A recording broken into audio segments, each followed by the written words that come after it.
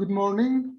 Good morning to everybody. Good morning, ladies and gentlemen. Would you please take your seats so that we can immediately start? Okay, distinguished guests and distinguished speakers, I would like to welcome you to the 11th International Black Sea Symposium that this year will be held online for the first time in its 13-year history. Before we start our symposium, I wish to remind you of some housekeeping rules that will ensure smooth conduct of our meeting. This event will be recorded in an audio and video fashion and will be uploaded online. Your participation implies consent to be recorded. If not, you're responsible for switching off your microphone and camera. Participants are invited to use only the Q&A button to submit their questions or make their comments. Please note that the chat button is not available for questions, but we invite participants to use it in order to introduce themselves and connect with other participants.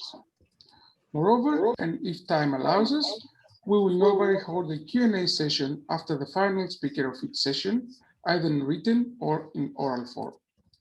And now, please allow me to pass the floor to the Director General of the International Center for Black Sea Studies, Mr. Georgios Mitrakos, who will open the event, and after him follows the Chairman of the Board of Directors of the ICBSS, Mr. Akaki Lomize, who will give us a brief welcome note. Mr. Mitrakos, the floor is yours. If you could just please unmute yourself. Okay, am I heard now? Yes, okay. I would like to welcome all the guests and participants to our first virtual symposium, the 11th Black Sea Symposium. This year, the symposium will focus on the regional and national response to the pandemic so far and will allow us to exchange views for the day after. We have the honor to welcome distinguished speakers from regional organizations in the broader Black Sea community, and I'm sure we all look forward to today's discussion. So, without any further delay, I would like to give the floor to the Chairman of the ICBSS Board of Directors, Mr. Akaki Lomize, to address the welcome speech. Mr. Chairman, you have the floor. Thank you, Mr. Director General. Distinguished guests, dear friends, ladies and gentlemen, good morning. It is my great pleasure to welcome you all to the 11th International Black Sea Symposium, a collective recovery for the Black Sea region in the post-COVID era, and to do so on behalf of ICBSS, under whose auspices this symposium is organized. I'm very happy and grateful that so many distinguished representatives of the member countries and partners have come together to share their knowledge and experience regarding the main topic of the event. Please accept my gratitude. I would like to extend a special welcome to His Excellency Ambassador Michalis Christidis, Secretary General of PSEC. It is also my honor to welcome Mr. Jaron Williams, Deputy Head of Unit of DG of Neighborhood and Enlargement Negotiations of the European Commission. My sincere thanks to the moderator of our event, Dr. Gerasimos Rodotheatos of Pantheon University of Athens. I would like to express my deep appreciation to all members of small dedicated team of ICBSS. Despite the significant slowdown of international activities caused by the pandemic, keeping us busy and providing us with rich and useful agenda. My deepest gratitude to Mr. George Mitrakos, Director General of ICBSS, who is navigating our organization in the right direction through these challenging times. And I believe that under his leadership, we will witness transformation of ICBSS in full-scale international research organization. I am using this opportunity to say my cordial thank you to Ms. Georgia Hanzi, Research and Policy Manager of ICBSS, for her excellent job and performance. Ladies and gentlemen, in 2008, a brilliant idea to set together initiatives to improve social and economic environment in the Black Sea region and enhance synergies through the dialogue and knowledge transfer was institutionalized as the Black Sea International Symposium. Looking back in the time and analyzing decade-long history of the Black Sea International Symposium, we can say that this instrument of regional cooperation has established itself as a trustful and universal platform for all stakeholders to discuss a wide range of international issues. Topic of today's meeting is the collective recovery for the Black Sea region in the post-COVID era. This is very important to our region with strong interconnected economies. For many countries, most vulnerable in the pandemic times, segments of the national economics like tourism, transit, labor migration are essential source for money and income and job creation. It is obvious that no single country, despite its economic capabilities, can find fast and easy ways to overcome devastating results of the pandemic without solidarity, deep cooperation, coordination, and effective communication in the neighborhood. Also, an important part of our discussion today is cooperation to promote sustainable development of new, innovative, and resistant economies. And for this topic, we have today high-level professionals as speakers. I do believe that Black Sea International Symposium can provide governments, NGOs, businesses, and other regional actors with all necessary and high-quality experience, expertise, knowledge, and connections to build strong basement for cooperation. And this is why this format is going to stay as an important part of the regional cooperation agenda for decades to come.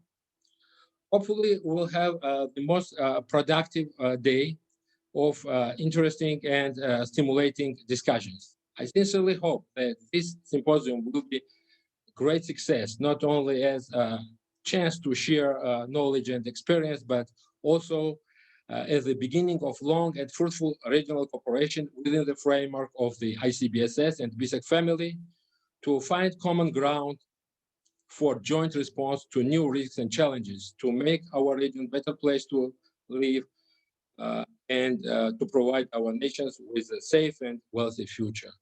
So welcome everybody again, and thank you very much. Dear Mr. Chairman, dear Mr. Director General of the ICBSS, I would like to thank you for your introductory remarks and of course for your kind words. You have set the floor in a very nice way and concrete way.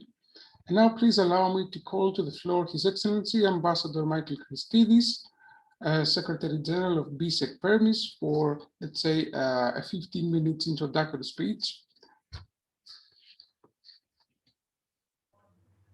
So I assume I have the floor. Thank you very much, Mr. Moderator, Mr. Rodophiatos. And of course, thank you very much to George Mitrakos and to you, Mr. Lomidze, for, first of all, organizing this very timely and I would say very pertinent event of today. I want to congratulate you on that. And of course, congratulate and thank also Georgia Hadzi for all her efforts. It's a great privilege and honor for me to be among you, among all the distinguished speakers that will take part in this event of today.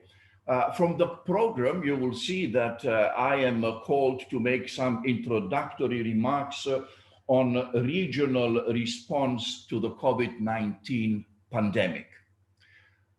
This title reminds me of the first webinar that we co-organized with the ICBSS in early May 2020, immediately after the outbreak of the pandemic. When we talked about the almost instinctive self-preservation that has been shown by most of the member states, by most of the countries. They first tried to take care of home. They introduced restrictive measures. They closed borders. And all countries were really very, very introvert, even in the EU. We agreed, I remember then, that COVID also helped, unfortunately, expose in a most dramatic way previously existing fractions and tensions around the globe. And of course, we agreed that it was putting international multilateral cooperation, whether regional or global, to a new and very severe test. Of course, the pandemic has shown the need for more cooperation and coordination among states if they really wished to address the new challenges. And we all expressed the hope, I remember, that international understanding and cooperation will come out stronger from this period and with more solid structures to support it. Now, all that was in May 2020, and we are now 1 year later, and where do we stand? Where do we stand today? Well, I believe that if we wish to be sincere, the situation concerning cooperation among states is unfortunately very disappointing. The management of the pandemic did not lead to more and better cooperation. On the contrary, it provoked deep new rifts among states, even among member states of tightly knit organizations like the EU. And I'm sure that the next speaker, Mr. Willems, will tell us more about that. There were, of course, some individual cases of assistance, of medical assistance to more needy countries, but these were mostly acts of soft power diplomacy than real policies of consistent aid and support. Now, I do not want to dwell in the internal situation existing today in the EU in what concerns the continuous fights from virus passports in order to push tourism, to the conditions for receiving pandemic aid, to the supply of the necessary vaccines. I'm sure we're going to be hearing of all these problems from Mr. Willems. Of course, there is the typical excuse that we often hear that there is no united EU health structure in order to address the pandemic. But I believe that given the gravity of the challenge, it seems quite a poor excuse. And let us look at the global picture in what concerns what is today very much of importance, the distribution of vaccines. I just remember what the chief of the World Health Organization said just a few days back. There remains a shocking and expanding disparity in the global distribution of vaccines. And what a disparity this is. On current averages, 1 in 4 people in high-income countries have received a COVID vaccine, compared with just 1 in 500 in low-income countries. Compare this, 1 in 4 to 1 in over 500. Now, it is obvious that this imbalance, due also to the speculative lobbying of the big pharmaceutical companies, will certainly lead to more strife and tensions among states. And I believe we are already witnessing this. But also here at home in our Black Sea yard, the level of cooperation and coordination that we achieved, I believe, leaves a lot to be desired.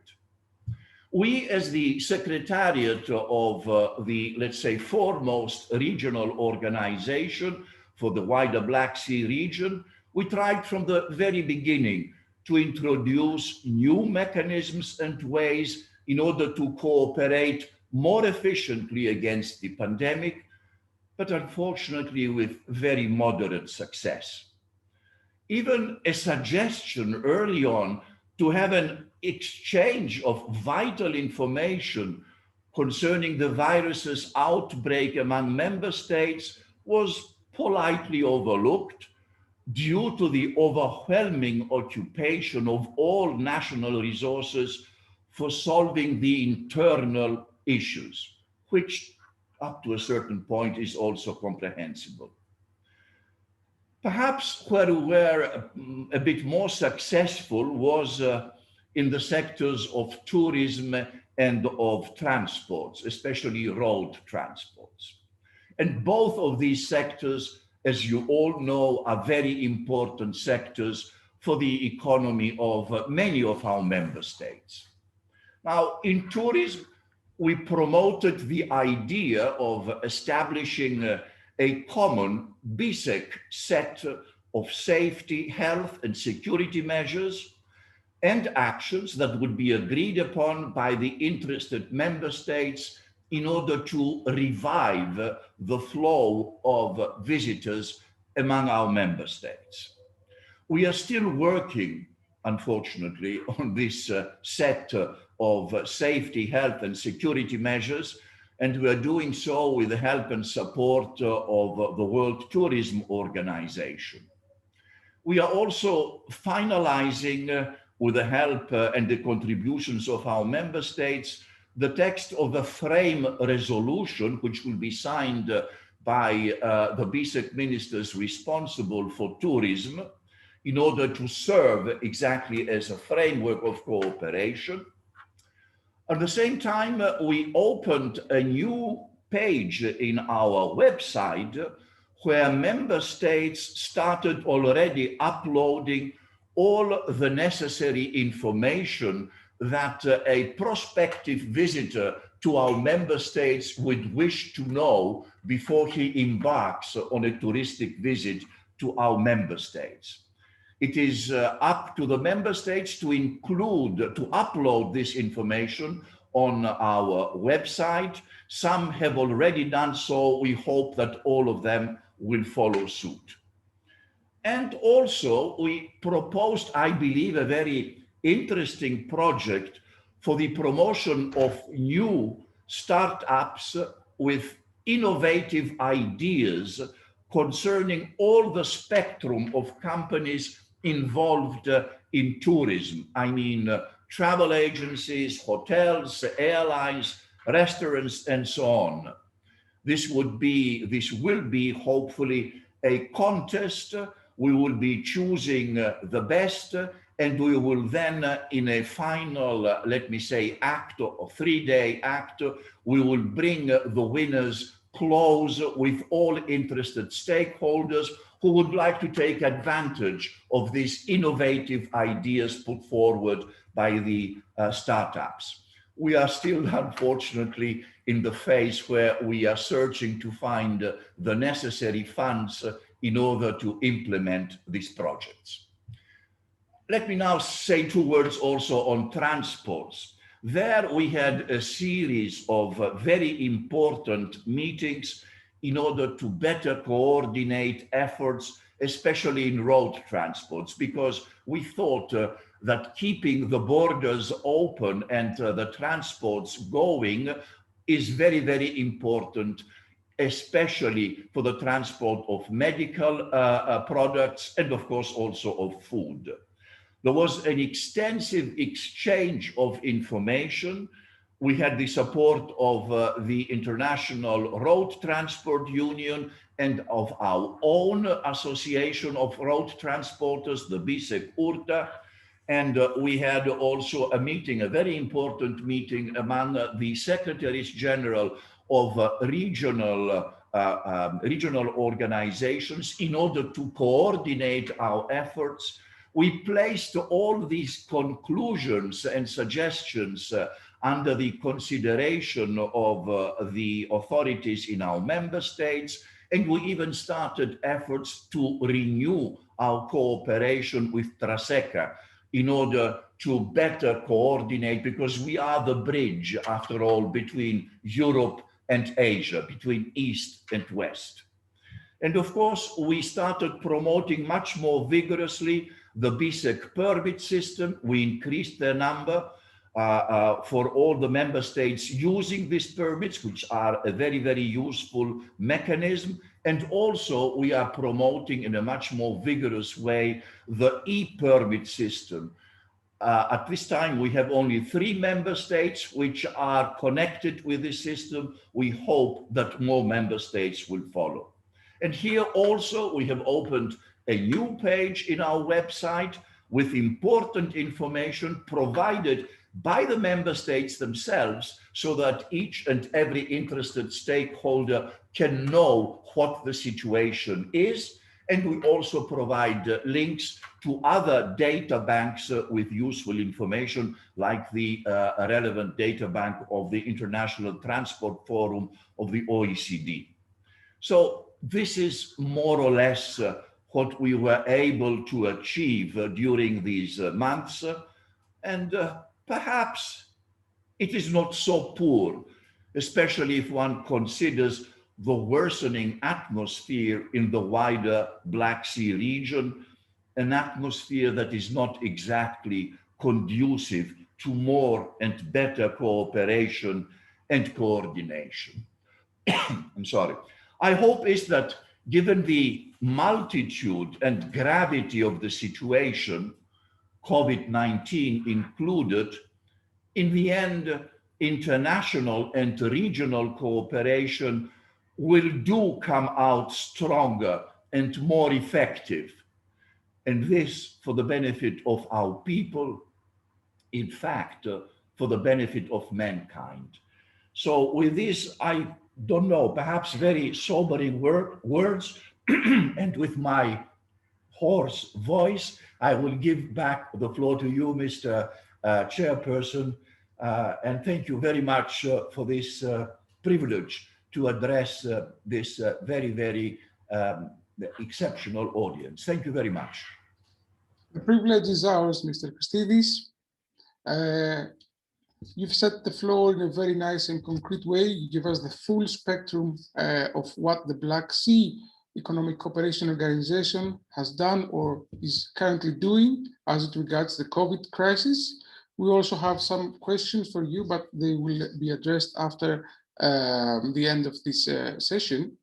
And now, without further ado, I would like to pass the floor to Mr. Harold Williams, who works for the European Commission, and more specifically, he's the Deputy Head of Unit, DG NEAR, and he works on C2. Mr. Williams, if you could please unmute yourself, and the floor is yours for 15 or maybe a couple of more minutes, because Mr. Christidis was very timely and he provided more space for you. That's very kind. Good morning, and thank you very much. It's a great pleasure to be here with you. Unfortunately, because we all know by now the drill, we are still living in the virtual world, but to be with you in the International Black Sea Symposium, it's a pleasure and an honor to be with you today, and would like to thank the organizers for this indeed very timely event. It's a good point indeed to talk about the crisis, which has been a global crisis. And although we are still in the middle of the health pandemic, I think it's a good time to sort of like take stock, but also start already looking forward, because obviously, while we are focusing very much now on the health side of the crisis, I'm rather worried that there's still quite some work to do when it comes to the overall recovery. So what I would like to do in the coming 12 or so, 15, maybe a little bit more minutes, is to look backwards on how, as an EU, we've tried to respond with the onset of the pandemic that has caught us all by surprise last year. But also to look forward on how we want to support partner countries, strengthening their resilience as we look forward to the next 5 years. In my intervention, I will focus particularly on the Eastern Partnership countries, but also will provide some data on Western Balkans, notably when looking backwards. So let me start with the backward-looking part. And I heard loud and clear the criticism of Ambassador Christidis as regards the EU response. I think we are still in the middle of this crisis. And to be honest, I think the jury is still out there, and certainly we will need to look back at a later time once the pandemic dust has been settled how the EU has responded and whether it could have been doing things differently. However, in my intervention, I will argue that in these unprecedented circumstances that no one could have anticipated or prepared for, the EU has been very, very quick to respond to what happened in the COVID-19 pandemic across the world, including in the Black Sea region. And I think first and foremost, that is something that is demonstrated by a massive and really fast repurposing of our entire assistance portfolio using, it's actually with the pandemic that we have invented the word Team Europe approach.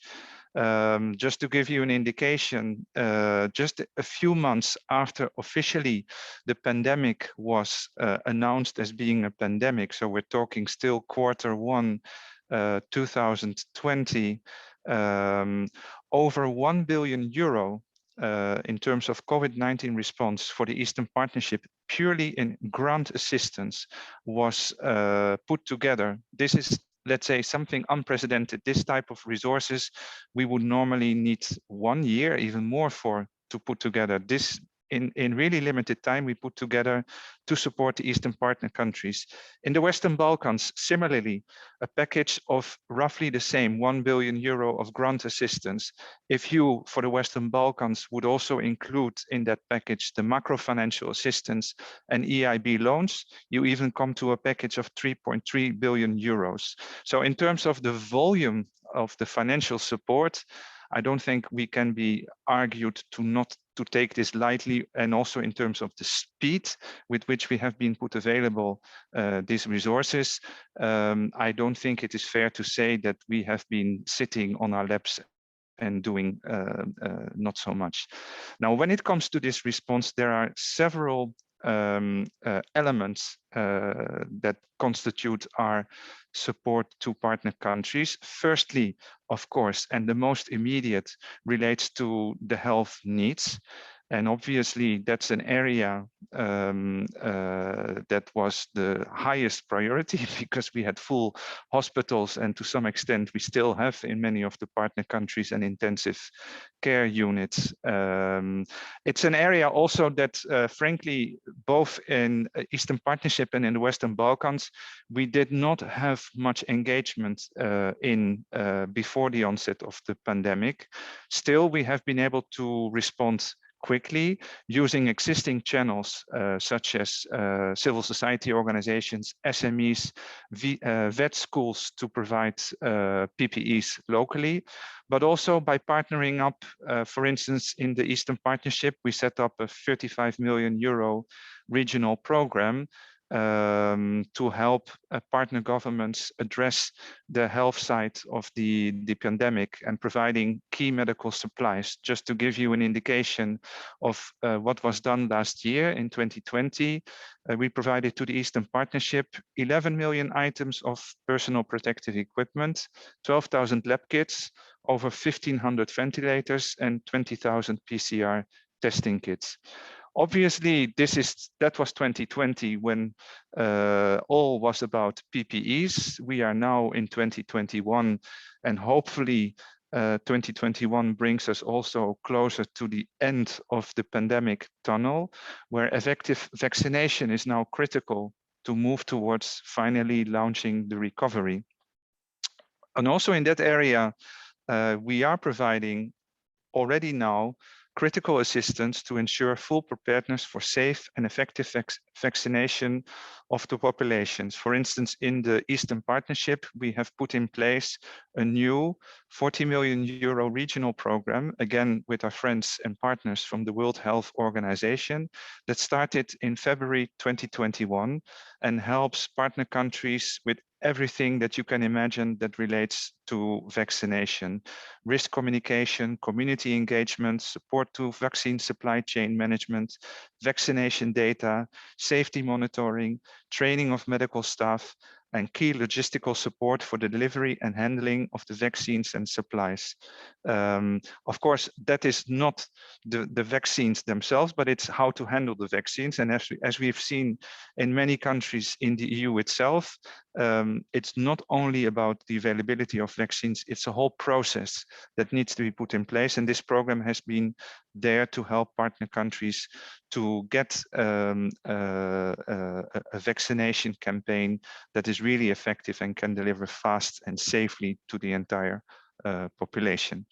Now, but when it comes to the vaccines themselves, as you probably know, the EU has published a communication on 19 January called United Front to Beat COVID-19, in which it is indicating its readiness to set up an EU vaccine sharing mechanism to facilitate donation or reselling of doses secured by the EU. Up till now, several member states volunteered for this, and the Commission has been working flat out with all concerned parties to get this process going. Actually, through this mechanism, Moldova already received 2 donations from Armenia, about 20,600 doses in February, and just this weekend, on 17 April, another 132,000 additional doses arrived. By the way, also a very good example of Team Europe approach. We used in the first batch the European Civil Protection Mechanism to help deliver and transport the vaccines from the producer to Moldova. So really member states and EU joining up to deliver these vaccines to the partner countries. Then, of course, I think the key way to bring vaccines to partner countries is the COVAX facility. And as you know, with over 2.2 billion euros that have been secured by Team Europe, we are, but really by far, the lead contributor to the COVAX facility. And this facility aims to secure 1.3 billion doses of vaccines for 92 low and middle income countries by the end of this year. When it comes to the Eastern partner countries, all partner countries except Belarus have signed up to COVAX. When it comes to the Western Balkans, all partner countries have signed up to COVAX. All those countries that have signed up to COVAX, so all Western Balkans and all Eastern partners, with the exception of Belarus, have by now received their first batch of COVAX vaccinations. To give you an indication, as of today, Eastern partner countries have received more than 500,000 doses, which is roughly equivalent to immunizing 60% of the medical staff in the region. And even if these are still small steps, and we expect that the vaccination will certainly the available vaccines will certainly increase rapidly as we progress into 2021.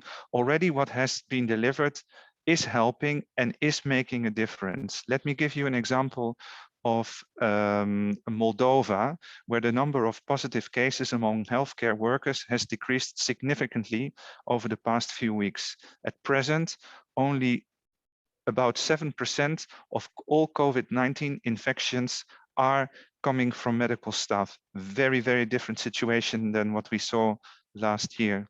The number of deaths among the general population has equally gone considerably down in the past weeks as well. But let's also not focus only on the health side, important as it is and focused as we should be on it at the moment. The COVID-19 pandemic has had much more impact than only on health, and this is something that will probably reverberate further as we progress further into this year. So a very important element, in addition to our response to health, is to support economic resilience. And there we've been working together with member state agencies, with key EU IFIs to make assistance available as a matter of urgency to SMEs, particularly micro enterprises, and to the self-employed. This includes access to finance for SMEs to ensure that those companies and the economies really can stay afloat. For the Eastern Partnership, we put in place roughly 900 million euros of support here. For the Western Balkans, around 400 million euros. But then, and I come to the third element of our response, it's also not only the economic recovery that needs attention, it's also to ensure that vulnerable groups are the ones that are most protected. So we have been putting in place substantial support to civil society organizations, to vulnerable groups, to help them not being left out and affected by the pandemic, but also to fight on disinformation. As we know, in many countries, we are not only fighting a health pandemic, but also an infodemic. And when it comes to figures, support to these vulnerable groups, we have put in place over 50 million euros of focused civil society support in the Eastern Partnership and 23 million euros in the Western Balkans. Fourthly, when it comes to helping out governments who are having to bear a substantial burden when it comes to their fiscal situation, when there is much less revenues coming in and much more expenditures, we've put in place dedicated so-called COVID-19 resilience contracts, very much more flexible budget support programs that allowed for much easier way to provide direct liquidity to the governments concerned, but also we've been putting in place macro financial assistance. These are loans but not grants to Ukraine, 1.2 billion, Georgia, 150 million, Moldova, 100 million, and for the Western Balkans, another 750 million euros. So a package of 2 billion euros of macro financial assistance. So to say that the response is mitigated, I really would dare to challenge this. As we slowly move out of the health pandemic, as I mentioned, the issue of socioeconomic recovery is coming more to the fore.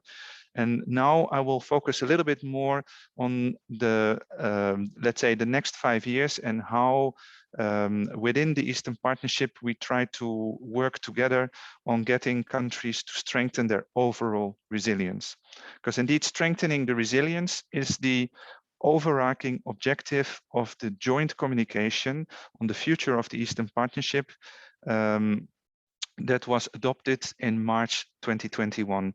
Actually, the very fact that this joint communication was adopted in March 2021 was an act of resilience itself, as it was the first ever virtual college meeting and decision that was made. So we in the Eastern Partnership, we really wrote history by having this virtual college decision. Obviously, after that first college decision, many more virtual meetings and decisions took place. But the first ever college decision was this joint communication on the future of the Eastern Partnership. So resilience very much at the heart of this joint communication when it comes to the future of the Eastern Partnership policy framework, and 5 very clear policy objectives that will all contribute to strengthening resilience. Let me quickly guide you through these 5 policy objectives. The first one being economy and connectivity. So focusing on deepening economic integration, enhancing SME support, strengthening connectivity, supporting youth and research and innovation. Secondly, strengthening rule of law and security to sustain the recovery. Thirdly and fourthly, work on the green and the digital transformation. And fifthly, strive to work towards fair and inclusive societies. As you can see, this agenda strongly mirrors also the Commission priorities. Based on this joint communication that was very warmly welcomed in the Eastern Partnership Leaders VTC that took place in June last year. We were supposed to have a summit, an Eastern Partnership summit, a physical one, but obviously epidemiological situation did not allow this, but we brought together 26 leaders of the member states and the 6 leaders from the Eastern Partnerships. They have clearly given a steer and said this is a very good basis to develop a very clear new agenda, replacing the existing 20 deliverables for 2020 agenda with targets until 2025. And this is what we have been doing since June until now, together with key partners, partner countries, member states, and other stakeholders, transform this joint communication into concrete reform commitments that we hope will be adopted at the physical Eastern Partnership Summit that will take place after the summer. That summit, by the way, will take place under the motto recovery, resilience, reform. I would say that's a very good executive summary, if you want, of the joint communication. So resilience at the heart, everything we do really contributing to resilience, but then very much a double focus on recovery and on reform. Let me just, before concluding, say a few words about recovery and reform. On recovery, yes, very much once the pandemic is behind us, this will be the short-term priority, and we will be there to help create jobs and kickstart economies. And our aim will be to create jobs and growth, meeting citizens' expectations and reducing inequalities. But when we are working on the economic recovery agenda, I think it's important to also do so by focusing on the Build Back Better agenda, not just bringing back what we had, but reinforcing the green and digital transformation in the EU and its neighborhood. On the green agenda, the President focused on the transformation of the continent towards carbon neutrality by 2050. This is strongly reflected in our cooperation with our neighbors. We have done substantial work over the last years, from high-level energy efficiency initiatives in Armenia, Georgia, and Ukraine, to concrete support to people in terms of reducing energy bills by working on energy efficiency initiatives and renovation of public and private buildings for more than 100,000 households. However, the level of ambition needs to be calibrated, taking into account each country's reality, capacity absorption, and fiscal space. Our partnerships with IFIs is key in this context. Similarly, we need to significantly accelerate the digital transformation. We are investing in a resilient digital economy and society, supporting digital innovation, digital skills, and creating high-quality jobs. For instance, we have supported the creation of national broadband strategies and access to high-speed data networks for more than 800,000 people and over 400 institutions. Finally, and importantly, to support this broad recovery and resilience agenda, we will put in place an ambitious economic and investment plan, allowing us to make optimal use of the innovations introduced with the new Global Europe and the ICI instrument to leverage a maximum amount of public and private investments to our partner countries. So that's on the recovery side, but then let's also not forget the other R, so recovery, resilience, and reforms. And of course, we are focused very much on recovery, but we should not underestimate to stay focused on these longer term reforms and to sustain the recovery and strengthen resilience. We've seen the impact of COVID-19, but also under unprecedented challenges in the region. And I think they only reinforce the importance of working together on a comprehensive agenda with a good functioning democratic system and rule of law. Rule of law and credible justice reforms are essential to give people and businesses the confidence and security they need. And this will continue to underpin our engagement with our partners. The pandemic and political crisis in the region again stressed the role also of civil society as agent for change in resilience building, driving transformative reforms and mitigating the impact of the pandemic, such as growing disinformation.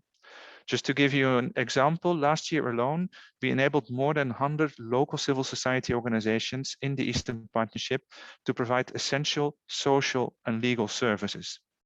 Our support to civil society also contributes to democratic change and empowerment of people. In sum, I think we have been able to respond in unprecedented circumstances fast and decisively to support our partners in handling the short-term consequences of the current COVID pandemic, and with the joint communication that we currently transform in a new recovery, resilience and reform agenda underpinned by an economic and investment plan, we think we have in place key building blocks for strengthening the longer-term resilience of our partners. Thank you very much. Thank you very much, Mr. Williams, for the remarks. And I would also like to thank both of you for splitting the time in between you. But we still do have time for questions, for a short Q&A of, let's say, 5 to 10 minutes. There are also some written questions that I would like to read to you, but if there are any other participants willing to express themselves, you can also use the Q&A button, or you can just click the button to raise your hand, and we can also give you the floor and give you the opportunity to open the microphone and pose a question to our distinguished speakers. Let me now read the questions that have been submitted to us. And the first two questions are addressed to Ambassador Christidis. Question number 1 by Mr. Evangelos Paras goes like this. What is the role or contribution of the parliamentary branch of the BSEC, namely the Parliamentary Assembly, on substantial and procedural aspects of the response to the challenges of the pandemic to this specific region? Ambassador, Mr. Ambassador, the floor is yours. Thank you very much. But before I answer to the question, please allow me, after all, I used much less of the 15 minutes at my disposal, to clarify one thing after this avalanche of money disbursement that we heard from Mr. Williams, which is of course very, very impressive, and it quelches any argument against the EU.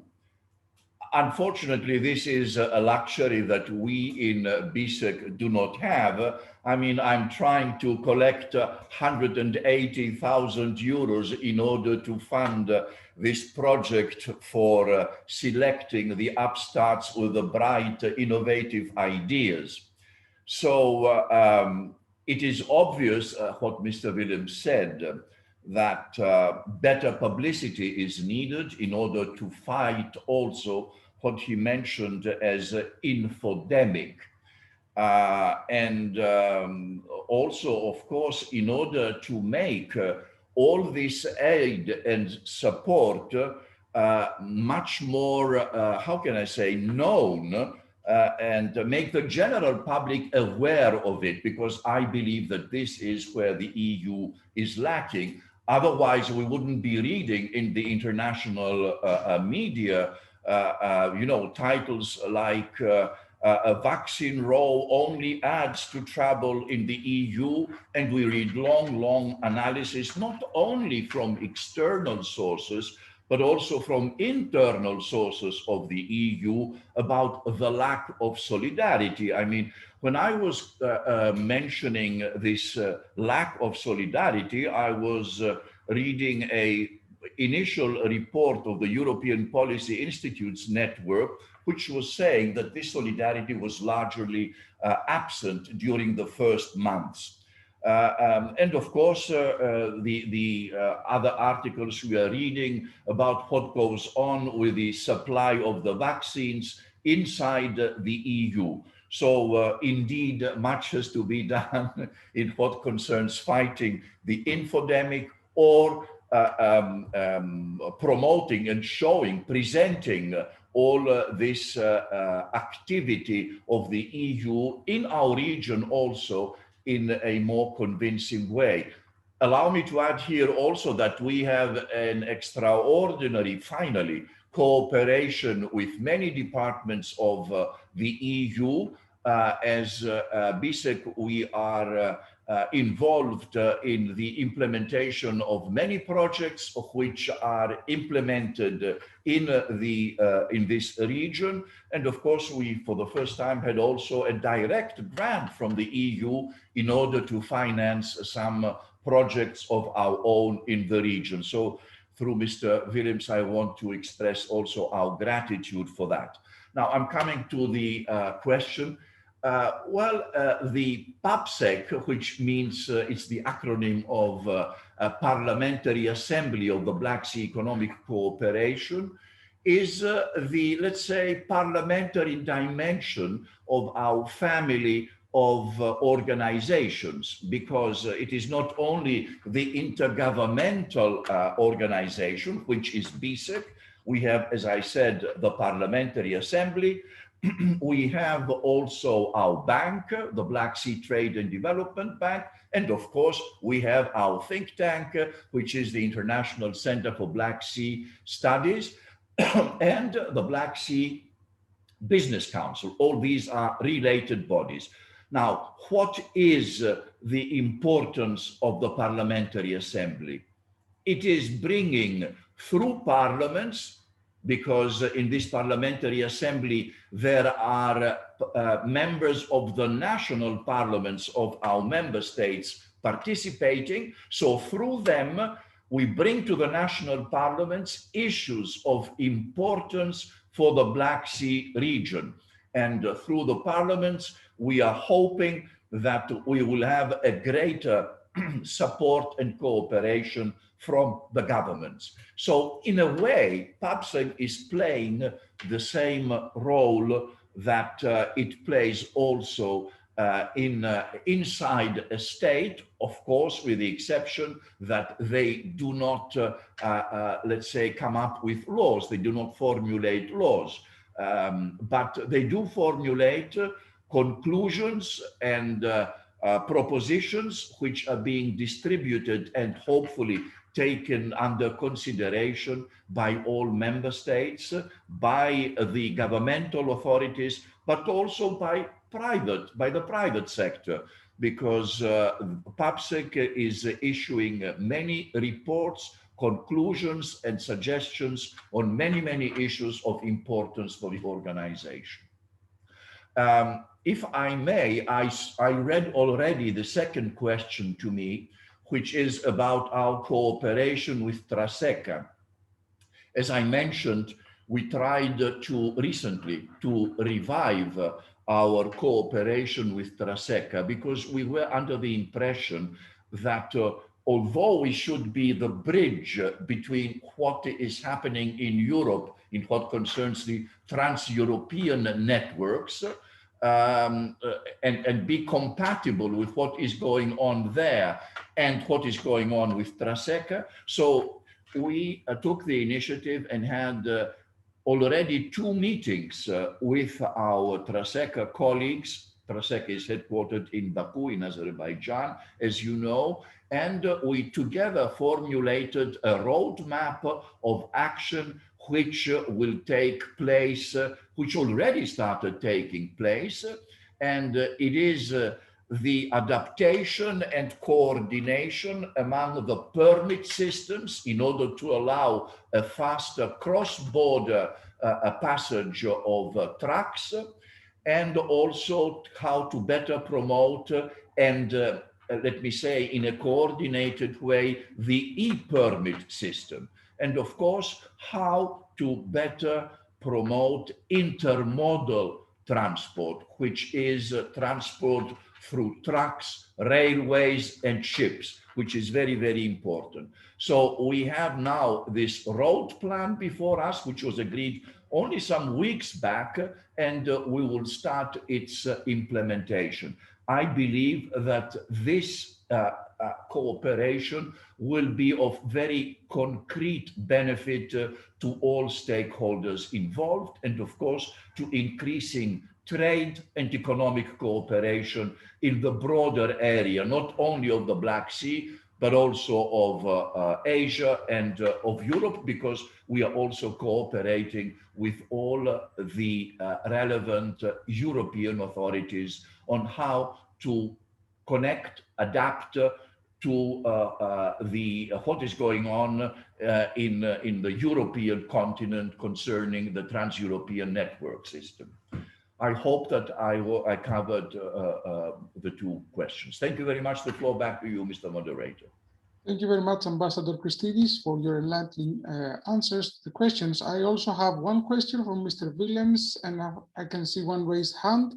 So we have two more questions to close this session. The next question is from Mr. Stavros Kalognomos of the CPMR, who first of all would like to thank Mr. Willems for his detailed speech.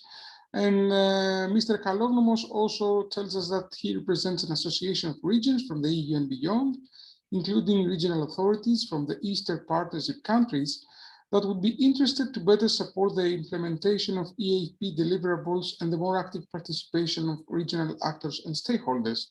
The question is, are there any plans for relevant project support? Mr. Willems?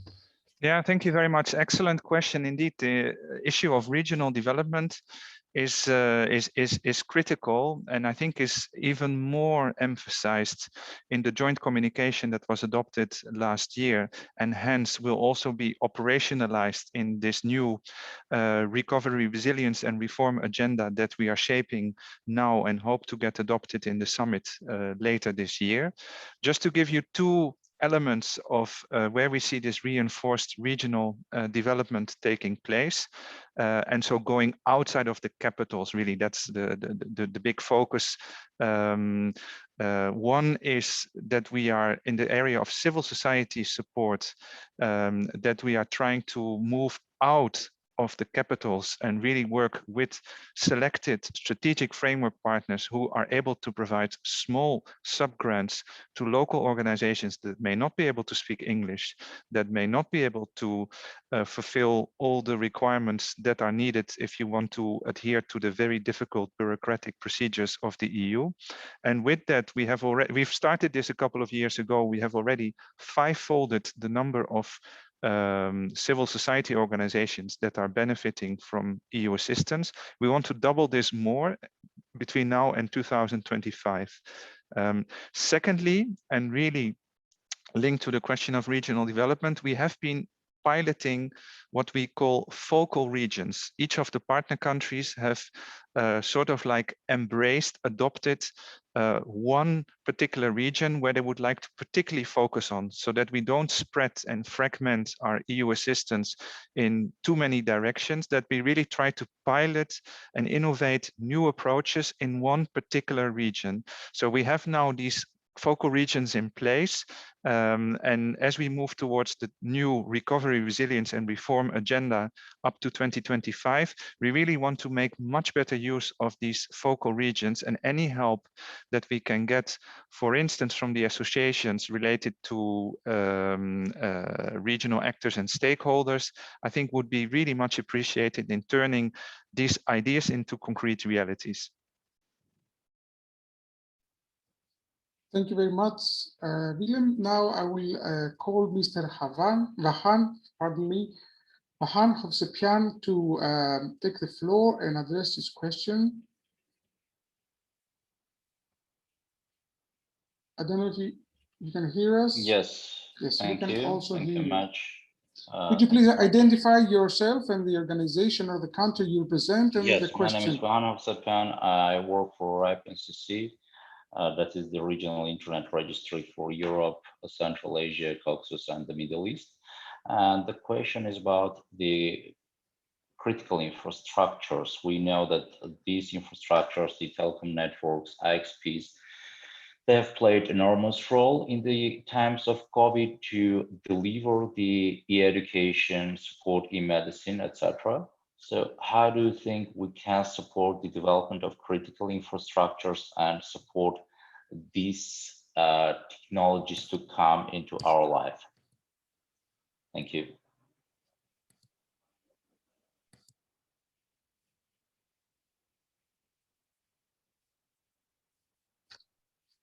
Shall I answer? Yes, yes, Yeah, of course. okay. Well, thank you very much for that question. I fully agree with you that this issue of critical infrastructure is critical.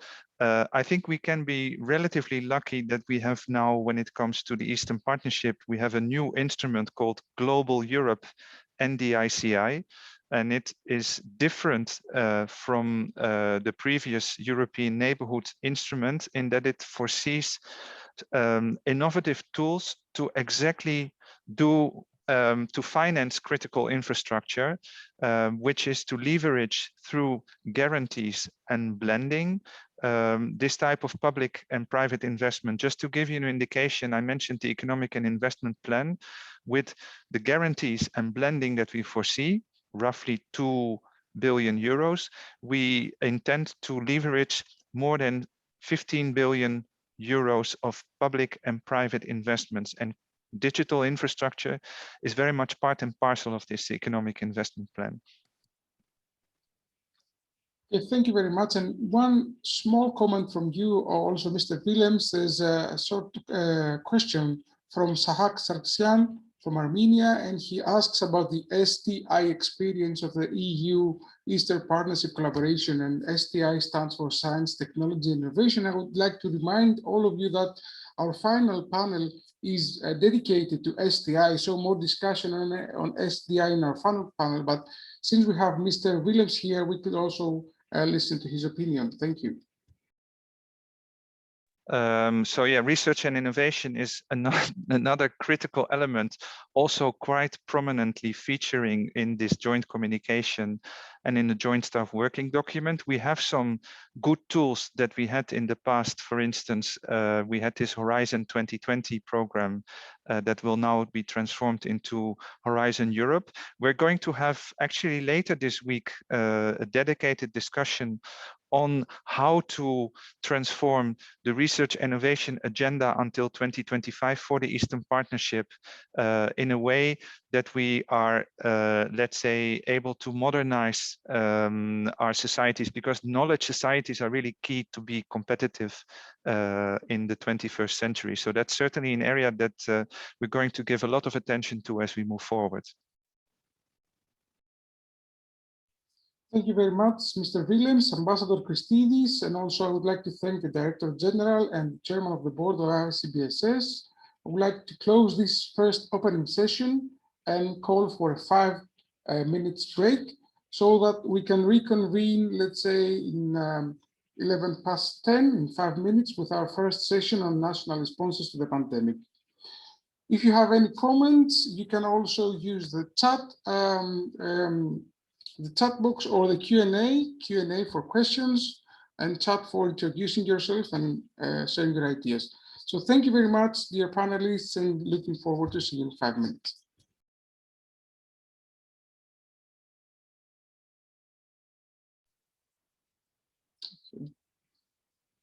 So the recorded session is back on track. I would like now to call our first panelists, the panelists of session number one. Session number one is titled National Response to the Pandemic, Views from the Black Sea Countries. And this session has been designed in a fashion to accommodate the presentation of the national strategies developed to tackle the pandemic, and of course the challenges, the priorities, and the best practices of national administration and national entities, as well as the future perspectives and the ideas and plans for a smooth transition to the day after the pandemic. Session number one has 3 speakers. The first one is Ms. Elina Simonian, which is advisor to the Ministry of Economy of the Republic of Armenia. Our second speaker is Ms. Tamar Koreaouli, Deputy Head of the Georgian National Tourism Administration. And the last speaker, gentleman, Mr. Andrei Vilensky, Acting Head of the National Health Service of Ukraine. All speakers are allotted a 12-minute speech window. I would like to remind you that I will give you a flag in, let's say, after 10 minutes, so that you can wrap up in 2 minutes. And then hopefully, if everything goes smooth, we can have a short Q&A session in the same fashion as we did in our morning session. Please, Ms. Simonian, the floor is yours, and you can also share your screen. Thank you very much. I am Elina Simonian from Ministry of Economy in Armenia. Let me share my screen. I would like to share a presentation with you. So I will try to be brief to introduce what Armenia has done throughout the economic downturn. So the outbreak of coronavirus in the world economy has caused an emergency situation and decrease of global economic growth, as existing restrictions are hurting key industries such as the export industry, agriculture, tourism, hotel industry, etc. Due to the crisis, organizations have faced a number of problems, including restrictions on employees' workplaces, supply chain disruptions, declining demand due to the changes in consumer behavior, and above all this, the government imposed restrictions. Despite the fact that these problems are common to both big and small and medium-sized enterprises, the crisis is particularly severe in the SME sector, as the latter have limited capacity to withstand shocks, have a smaller number of customers and supply chain, small cash reserves, limited credit options, and etc.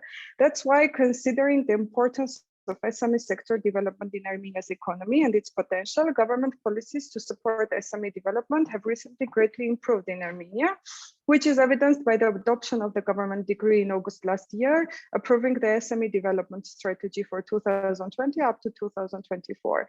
The strategy aims to increase the SME competitiveness by implementing reforms in key areas such as the regulatory framework, access to resources, including finance, human capital development, market access, and entrepreneurial culture. The aim of the government is to create an environment that will promote the innovation in all aspects of doing business. The strategy clearly defines the SME development policy framework, goals, expected results, and the activities. It has been developed based on comprehensive analysis of the current economic situation in the country, business and institutional environment, as well as OECD SBA assessment results. The strategy also addresses the challenges caused by the spread of coronavirus on SME sector and provides the approaches on its possible mitigation. The government of Armenia showed a quick response to COVID-19 throughout April 2020. Following the declaration of the state emergency, the Ministry of Economy, in collaboration with Business Support Office in Armenia Investment Support Center, conducted a series of online webinars intended for businesses operating in the country. They were aimed at helping entrepreneurs in overcoming challenges they were facing because of the imposed lockdown. More than 20 webinars were held in the participation of around 3,000 businesses covering various topics and areas, each accompanied by a survey. According to a survey results, businesses required consulting in many different areas, such as strategic management, marketing, taxation, financial management, human resources, and etc. Based on the reviews, comments, and recommendations made by the participants, a new coaching project called the Business Against COVID-19 was launched by the ministry. The latter was an online consulting led by top specialists on more than 100 different topics, covering a total 1,000 hours of personalized coaching. Each company could register for up to 2 sessions and get a professional assistance on how to deal with the issues and challenges faced during the period of economic downturn. The Ministry of Armenia the Ministry of Economy of Armenia, in cooperation with the Investment Support Center, has developed an information platform for business support. The purpose of the platform is to raise awareness of local and international business support programs, courses, grants, educational activities, as well as to intensify participation in these areas. Business Support Center, in collaboration with the Ministry as well, developed the business continuity planning amid COVID-19 in Armenia. It's a guideline that provides companies with a precise recommendations to be followed and steps to be undertaken in the face of current economic downturn. The government of Armenia has designed and launched more than 25 social and economic mitigation programs. The main objective of economic programs was to and is to mitigate the liquidity risk they face due to COVID-19 outbreak and to create the possibility of temporary access to financial resources. The programs have mainly sector-specific targets, supporting mainly those sectors which are mostly affected, such as tourism, accommodation, food services, transport, agriculture, construction, etc. Financing is provided not only to cover the operational costs and keep employees, but also encourages investments and acquisition of new equipment and materials to ensure continuation of their operations. For example, government measure number 1 provides loans with preferential conditions to companies. The means of assistance includes co-financing, refinancing, and subsidizing of the businesses with a good credit and tax history. Second and 24 measures are designed specifically for companies in the sphere of agriculture. The government measure number 3 has been designed specifically to assist SMEs to continue and rearrange their activities or adapt to the changes of economic situation. The means of assistance included soft loans, depending on the turnover amounted up to 50 million Armenian drams, which is about 90,000 euros. More than 800 companies benefited and were able to continue their operations. The government measure number 10 provides small grants to micro businesses, and 19 has been recently launched aimed to supporting startups and innovations. Eligible applicants who successfully completed business training may receive credit guarantees to receive credits from commercial banks on preferential conditions. Currently, there are more than 900 applicants and more than 400 currently undergo a training phase. 170 business models have already been evaluated, 70 of which have passed to the interview stage. So the programs number 5, 18, 21, the objective of these programs is to support the maintenance of effective jobs, and the form of assistance is a lump sum grant. The program 17 is designed to encourage the implementation and commercialization of innovative ideas in the industry. The programs 23, 25 is designed to support individual tourism businesses in Armenia. Besides the economic programs, there are also social programs. For example, the programs number 4, 6, 7 are designed as a one-time support. One is for family with a child under age of 14 years and whose parents are not working, or one of the parents lost his job in the period of lockdown. The other is for the citizens who lost their jobs. Both of the parents lost their jobs in the period of 13 March up to 25 of March. Another is for the pregnant woman who does not have a job or whose husband lost his job between the downturn. So, for example, the action number 8 is the beneficiaries of action number 8 are individuals who were employed in the spheres mostly affected because of COVID, such as hotel services, public catering, tourism, hairdressing, retail services, ground transport operations, so on. So they also received the lump sum grants for that. And action number 9, the beneficiaries family with a child up to 18 years old whose both parents who do not have a registered job. Also actions 11 and 12, the beneficiaries were utility subscribers. Support was a lump sum assistance to the amount of 30 or 50% of natural gas, electricity consumed in February 2020, and then for March and April and so on.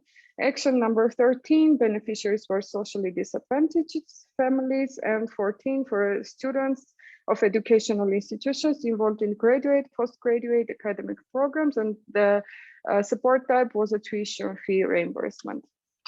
So these are briefly the mitigation that government of Armenia did last year and is continuing doing this year. And there are also lots of programs which are in the draft stage now. If there are any questions, I'm ready to answer. Thank you. Thank you very much, Ms. Simonian, and also thank you for keeping time. Of course, we can also take questions after the session finishes. I would like to remind you that you can either pose your questions in the Q&A by pressing the Q&A button, or if we have time left, we will give you the floor. The second speaker of this session is Ms. Tamar Koryiouli from the Georgian National Tourism Administration. Good morning.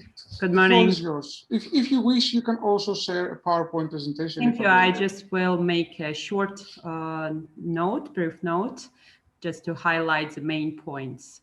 So good morning once again, and thank you for this valuable opportunity to share our experience and views. As it was mentioned before by the colleagues, beyond the direct health consequences, COVID-19 brought the world to the new normal and had a considerable impact on many aspects of our well-being, including jobs, lifestyle, and the economy.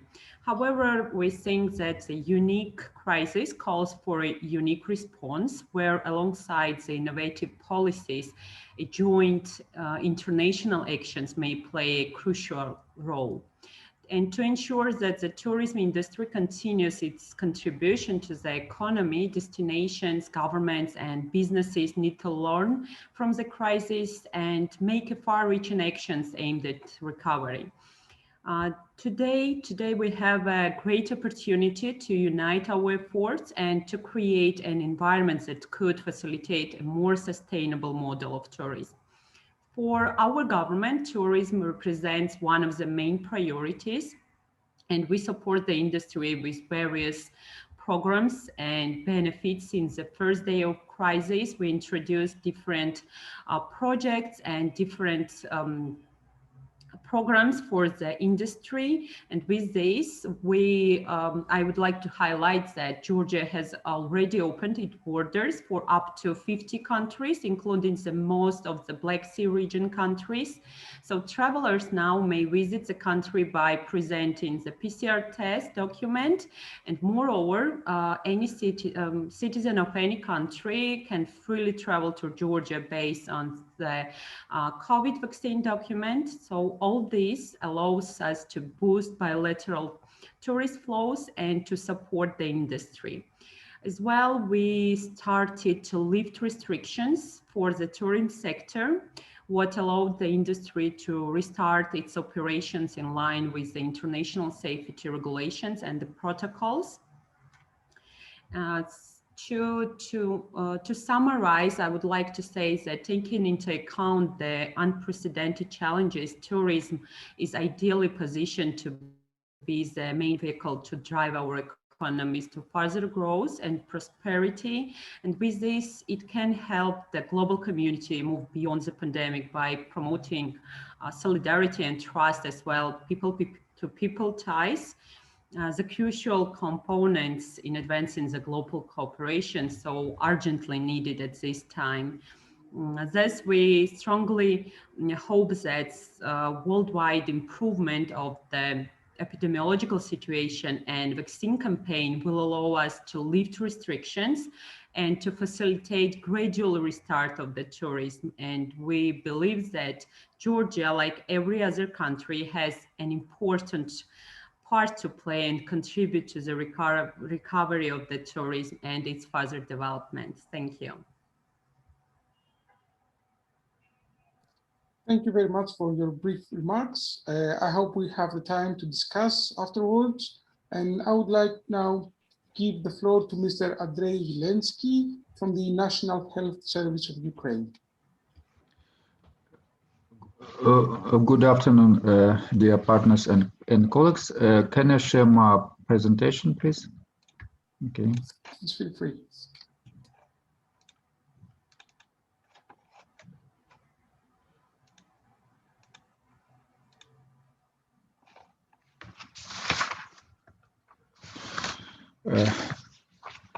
Dear partners and colleagues, let me express my sincere appreciation for the opportunity to speak to you today and share our experience in providing the national response to COVID-19 pandemic.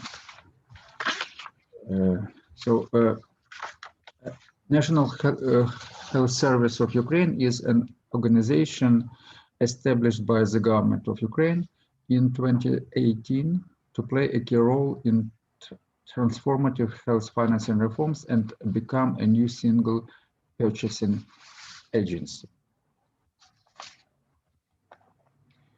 The NHSU started its way towards universal health coverage to improve health outcomes of the population and ensure financial protection from excessive out-of-pocket payments through increasing efficiency, modernizing the obsolete service delivery system, and improving access to better quality of care with the primary healthcare reform in 2018 and medicine reimbursement program in 2019. 2020 has become a key year in the process of transforming the healthcare system in Ukraine as a new financing mechanism for all types of healthcare facilities was introduced. The National Health Service of Ukraine contracted the network of local specialized and emergency healthcare facilities based on the Clear Health Benefit package. As these facilities started receiving the state budget directly from the NHSU as a national insurer and are started paid based on their performance.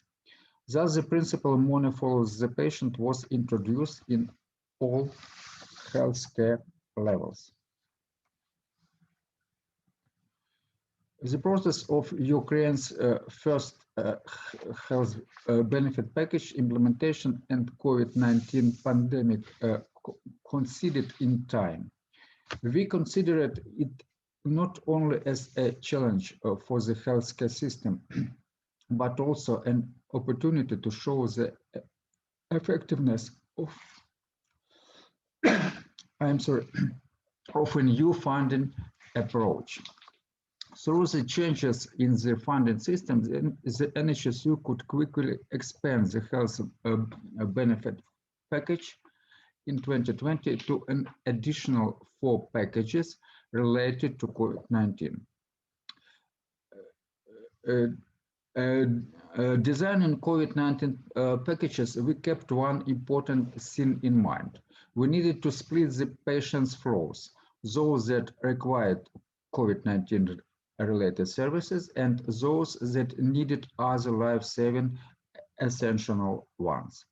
At the beginning of the pandemic, the NHSU contracted 240 hospitals for the inpatient care package for patients with COVID-19. As of now, this number is doubled. What does it mean in the terms of the patient safety? This means that all these healthcare facilities meet the basic requirements. They all have enough of ventilators, oxygen, and medical personnel and others. As not all COVID-19 related patients needed to be hospitalized, primary health care was believed to be central to all phases of the healthcare system response to COVID-19. PHC played a significant role in the triage of cases, clinical responses, answering questions and mitigating fears of patients, maintaining a delivery of essential service, protecting the most vulnerable people and reducing health inequalities. As of now, we have increased the capitation rate for the PHC having COVID-19 related patients by 10%. We have also accelerated the process of e-health development in terms of developing a separate module for issuing e-sick leaves by GPs. What is the status of COVID-19 response as of now? First of all, primary and outpatient healthcare. Patients with a suspected coronavirus disease can be tested by their family doctor. Also get advice on the treatment of a mild form of the disease on COVID-19. Secondly, emergency medical care in case of critical condition. Arriving on call, ambulance doctors assess the patient's condition. If the patient does not need to be hospitalized, he or she will be provided with the necessary on-site medical care and recommendations for self-isolation. Thirdly, inpatient care. The free package of treatment services for patients with COVID-19 includes testing for COVID-19, laboratory and instrumental research, medical care in accordance with industry standards, oxygen support, intensive care if necessary, drug therapy and analgesia if necessary, etc. In total, during April 2020, March 2021, almost 435,000 COVID-19 related patients received inpatient care in hospitals, of which almost 18% were treated in intensive care units. The COVID-19 designated network tends to increase. So far, 561 facilities have submitted proposals for the inpatient care package. When COVID-19 pandemic is over, the NHSU plans to contract a network of healthcare facilities to ensure the overall response to infectious diseases and epidemics. It is going to be a separate package of medical services, having the patient's needs as a priority. That is all from my side. Thanks a lot of your attention, and I'm ready to answer your question if there are any. Thank you very much. Time is of essence. Thank you very much, Mr. Belinsky, for also keeping the time. I would like to remind you that there is a possibility for all participants to address questions to our panelists, and we can all of us read the question in the Q&A button. If there are any other questions, please feel free to submit them either by typing them, pressing the Q&A button, or by raising your hand so that we can give you the opportunity to speak.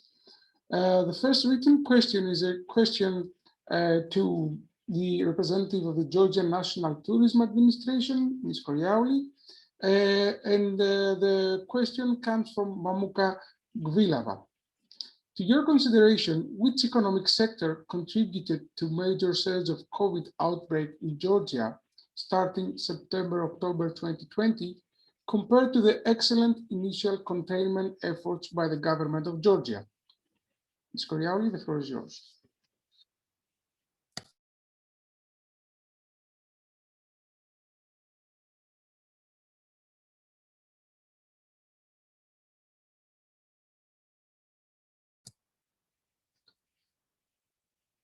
I cannot see Ms. Koryauli online, so maybe we have to wait for her and try for another question.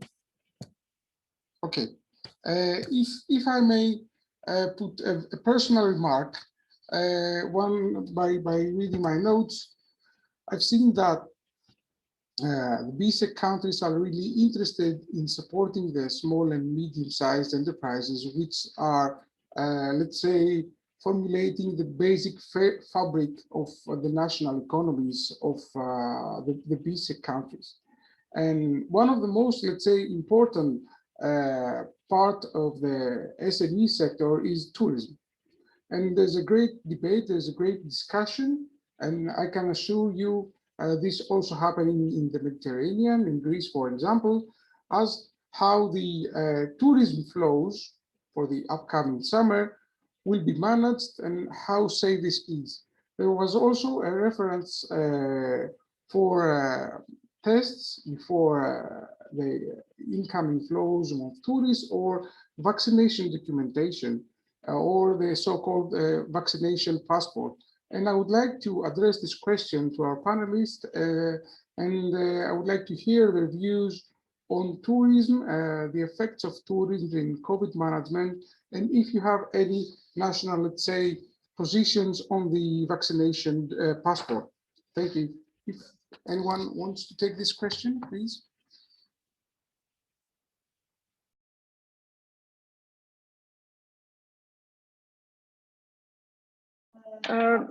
As for Armenia, I would like to say that for tourism, there are two kind of mitigation programs. as I mentioned in my presentation. And what about vaccines?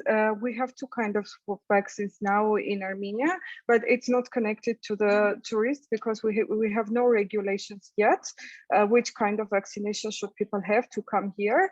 But we have different kind of programs supporting to them, as well as in draft situation. As you may probably know, Armenia went through war last year, in September of last year, which also affected on tourism here because there were a lot of reconstructions in some regions of Armenia that are more touristic, and a lot of hotels and new business types were built throughout 2018 to 2019. But after war, after coronavirus and after war, the situation got worse and worse. And now the tourism sector is in really very bad conditions. So we need to have a lot of kind of mitigation programs for specifically designed for them. But coming back to your questions, just now we do not have any regulation connected to vaccines to improve the tourism sector here. Not yet. Thank you very much, Mr. Simonian. Andrei, would you like to try to take this answer as well? Thank you. As for Ukraine, Ukraine is a country which doesn't have the tourism sphere developed as in Greece, for example.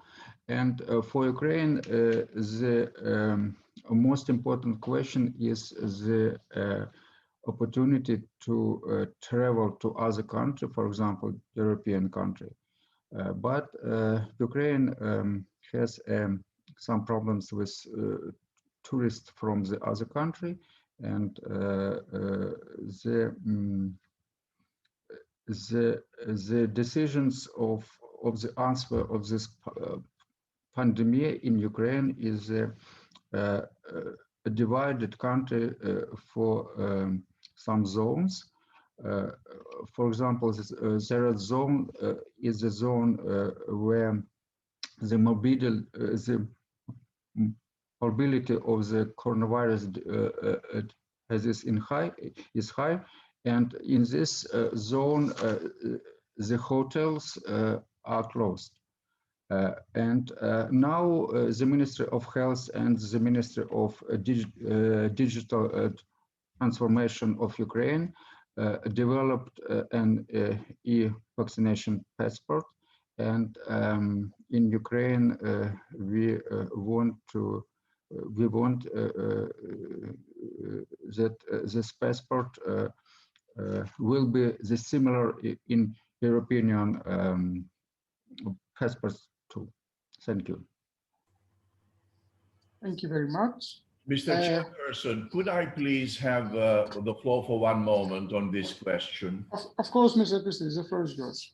Thank you very much, because I mentioned before during my intervention that tourism was one sector where we achieved some success in promoting more cooperation among our member states. But to tell you the truth, I believe we could do much more in what concerns tourism, especially because it is today accepted that tourism will, let's say, be revived, especially at the beginning after the pandemic, especially from the inside tourism and from tourism from the neighboring countries.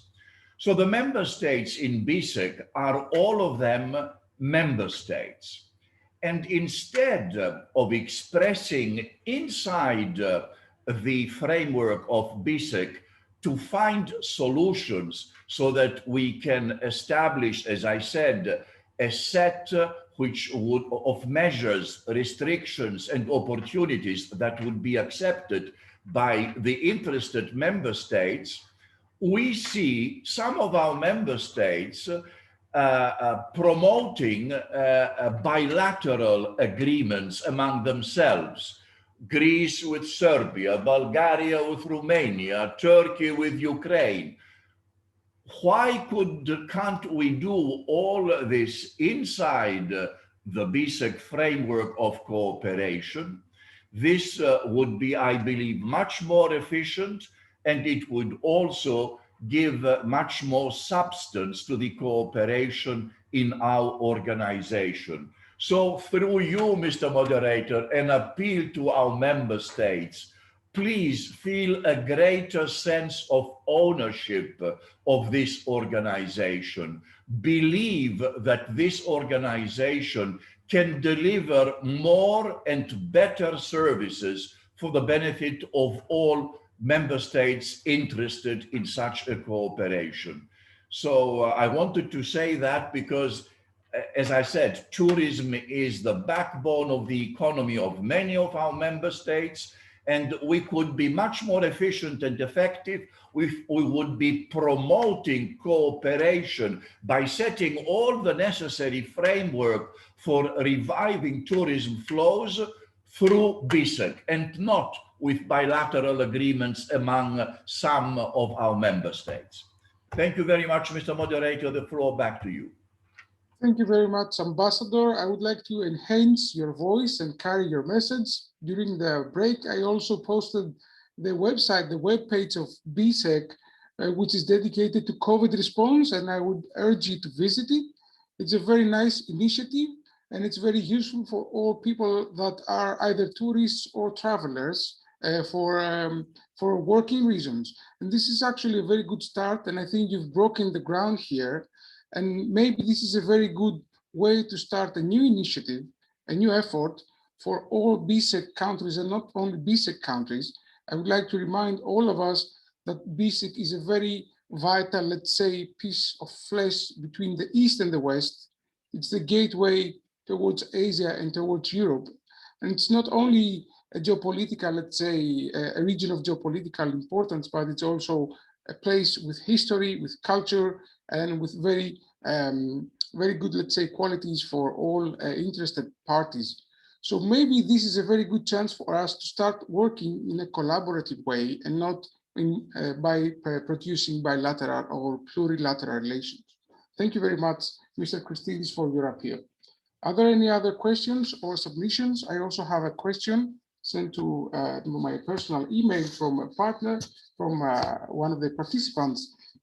And the question is addressed mostly to people that work in the health sector, and our panelist, Andrei Vilensky, might want to address it. And the question is, how do you think that the COVID crisis has forced national health agencies to become more digital? Thank you very much. It's a very good question because the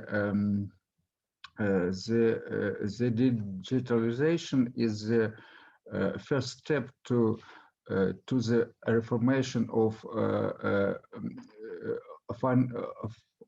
financial system of healthcare sector in Ukraine. This system we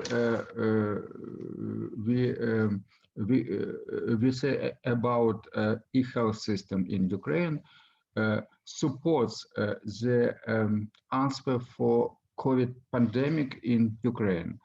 For example, we have e-prescription for patient, and GPs have to see this prescription by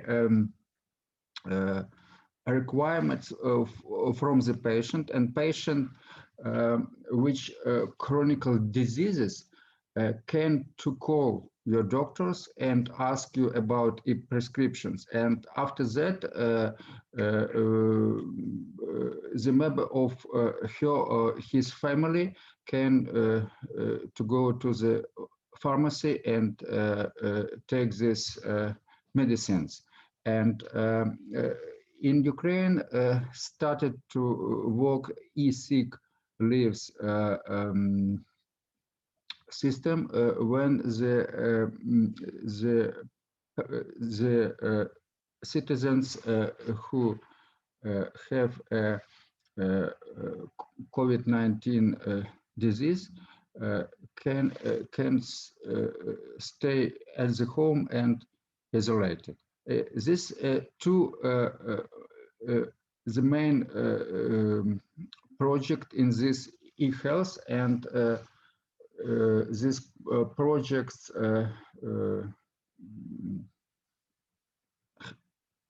helped us to answer for this pandemic. Thank you.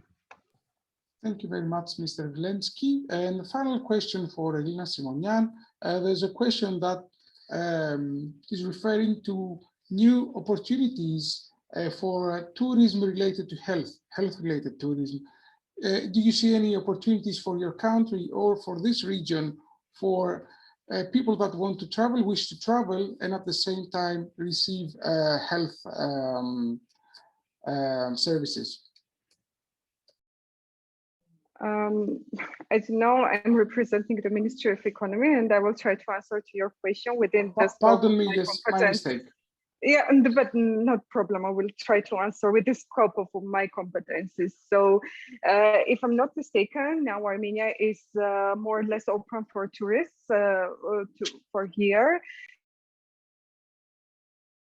And they are open to come to Armenia without having any kind of vaccine, but only to have negative COVID tests. And well, what about the improvement?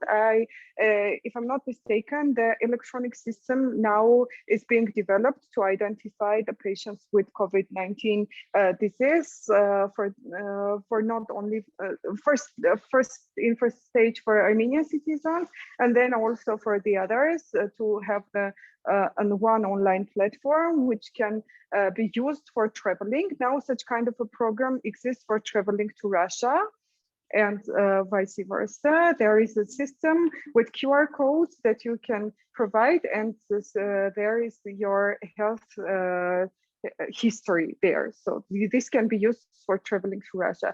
If I'm not mistaken, this kind of platform is being developed for the other countries as well. Thank you very much for your brief comment.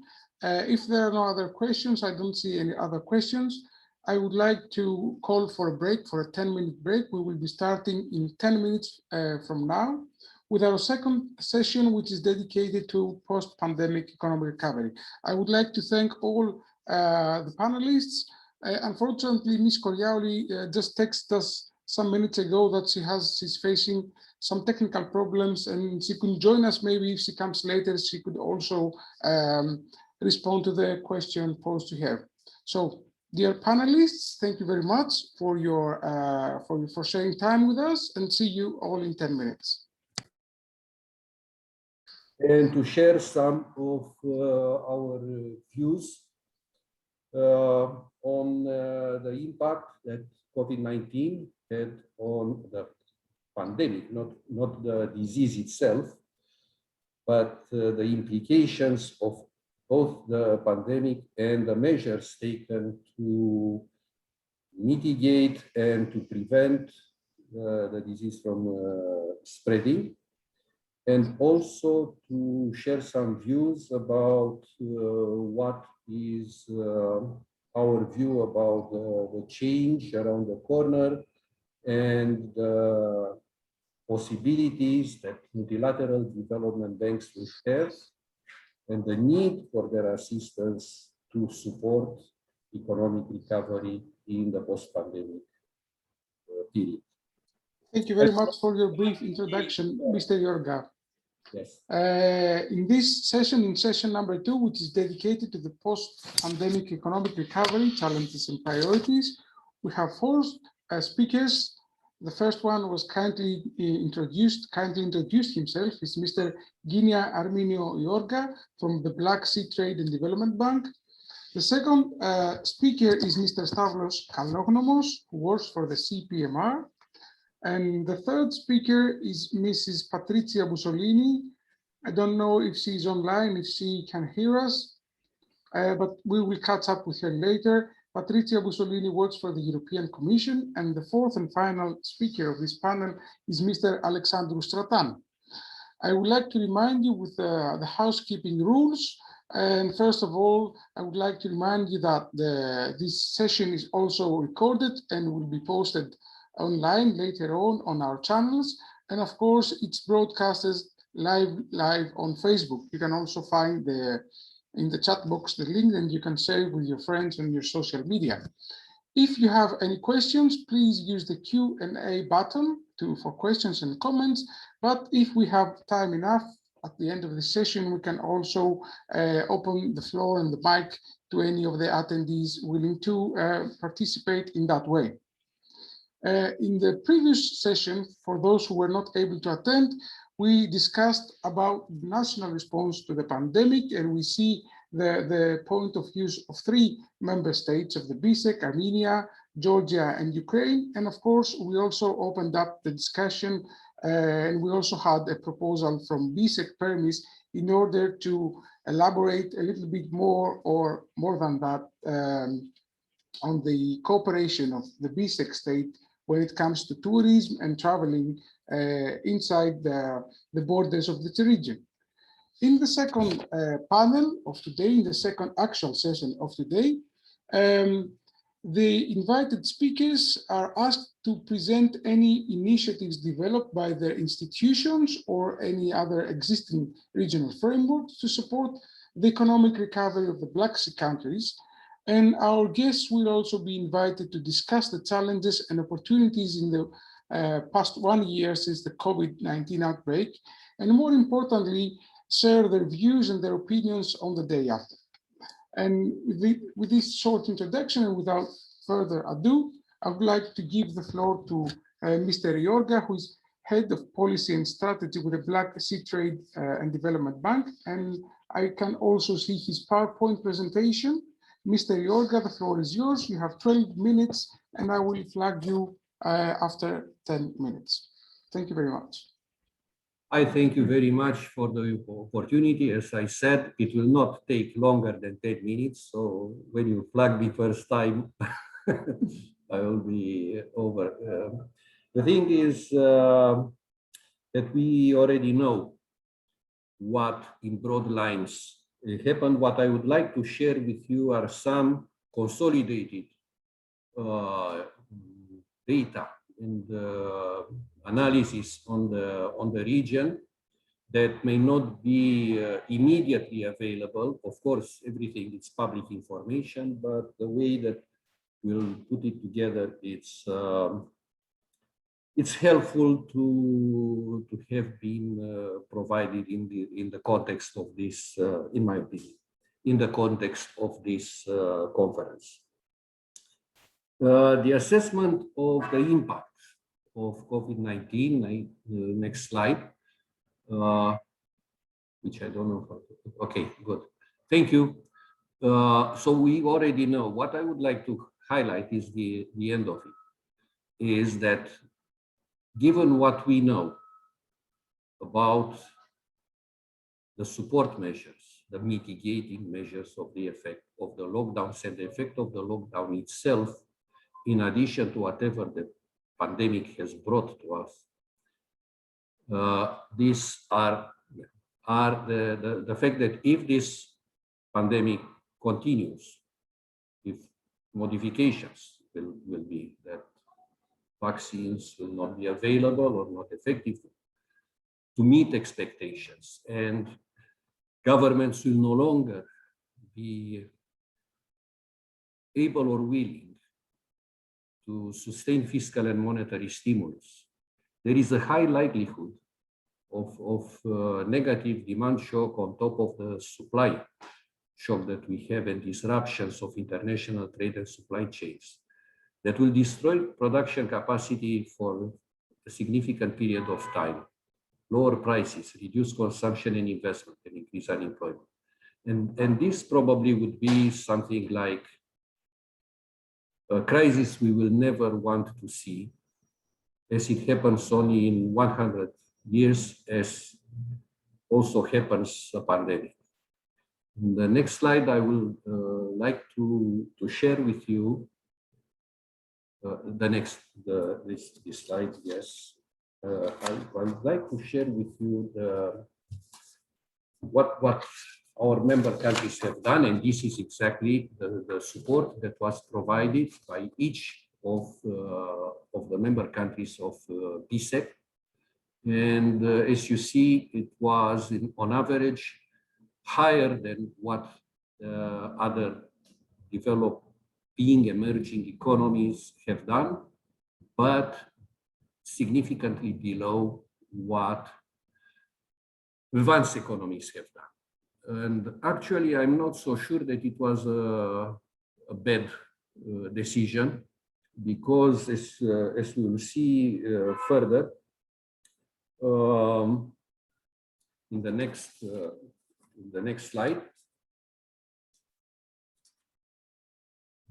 the region did much better than actually was expected, and any additional spending, increase in public debt wouldn't have been really necessary. The region-wide contracted only by 2.9%, much less than originally anticipated. Inflation fell. The current account balance deficit is a minor worsening. However, even with this, only 7% of GDP support measures, we see that there are significant deficits unacceptable under normal circumstances, but we know that, or it is assumed that under very low inflation and significant shocks, budget deficits do not matter for the moment. And if we go to the next slide, please, we will see that there are some country differences, but also we see that contraction was not that difficult and that deep as expected. Recovery is has a high likelihood to happen in 2021, although we expect the level of 2019 to be reached only at about the end of 2022. So it's the picture is not that bad as anticipated. And if we look at the next slide, please, we will see that actually the Black Sea region did better than Central and Eastern Europe and the Baltics and the European Union. And even the contraction was, of course, lower than the world economy because of the size that the European Union and the US is major contractions representing the world economy. So we can say that we passed 2020, the year where the pandemic shocked us, and not only the pandemic, as I said, it is the combination of support measures to make restrictions and lockdown that reduced economic activity. And it was good that economic activity was reduced because consumption fell. It was a major consumption shock, and it's not clear to some of us whether this recession, contraction-induced recession, it's entirely due to the pandemic or to the unsustainability of the economic model that prevailed prior to 2020.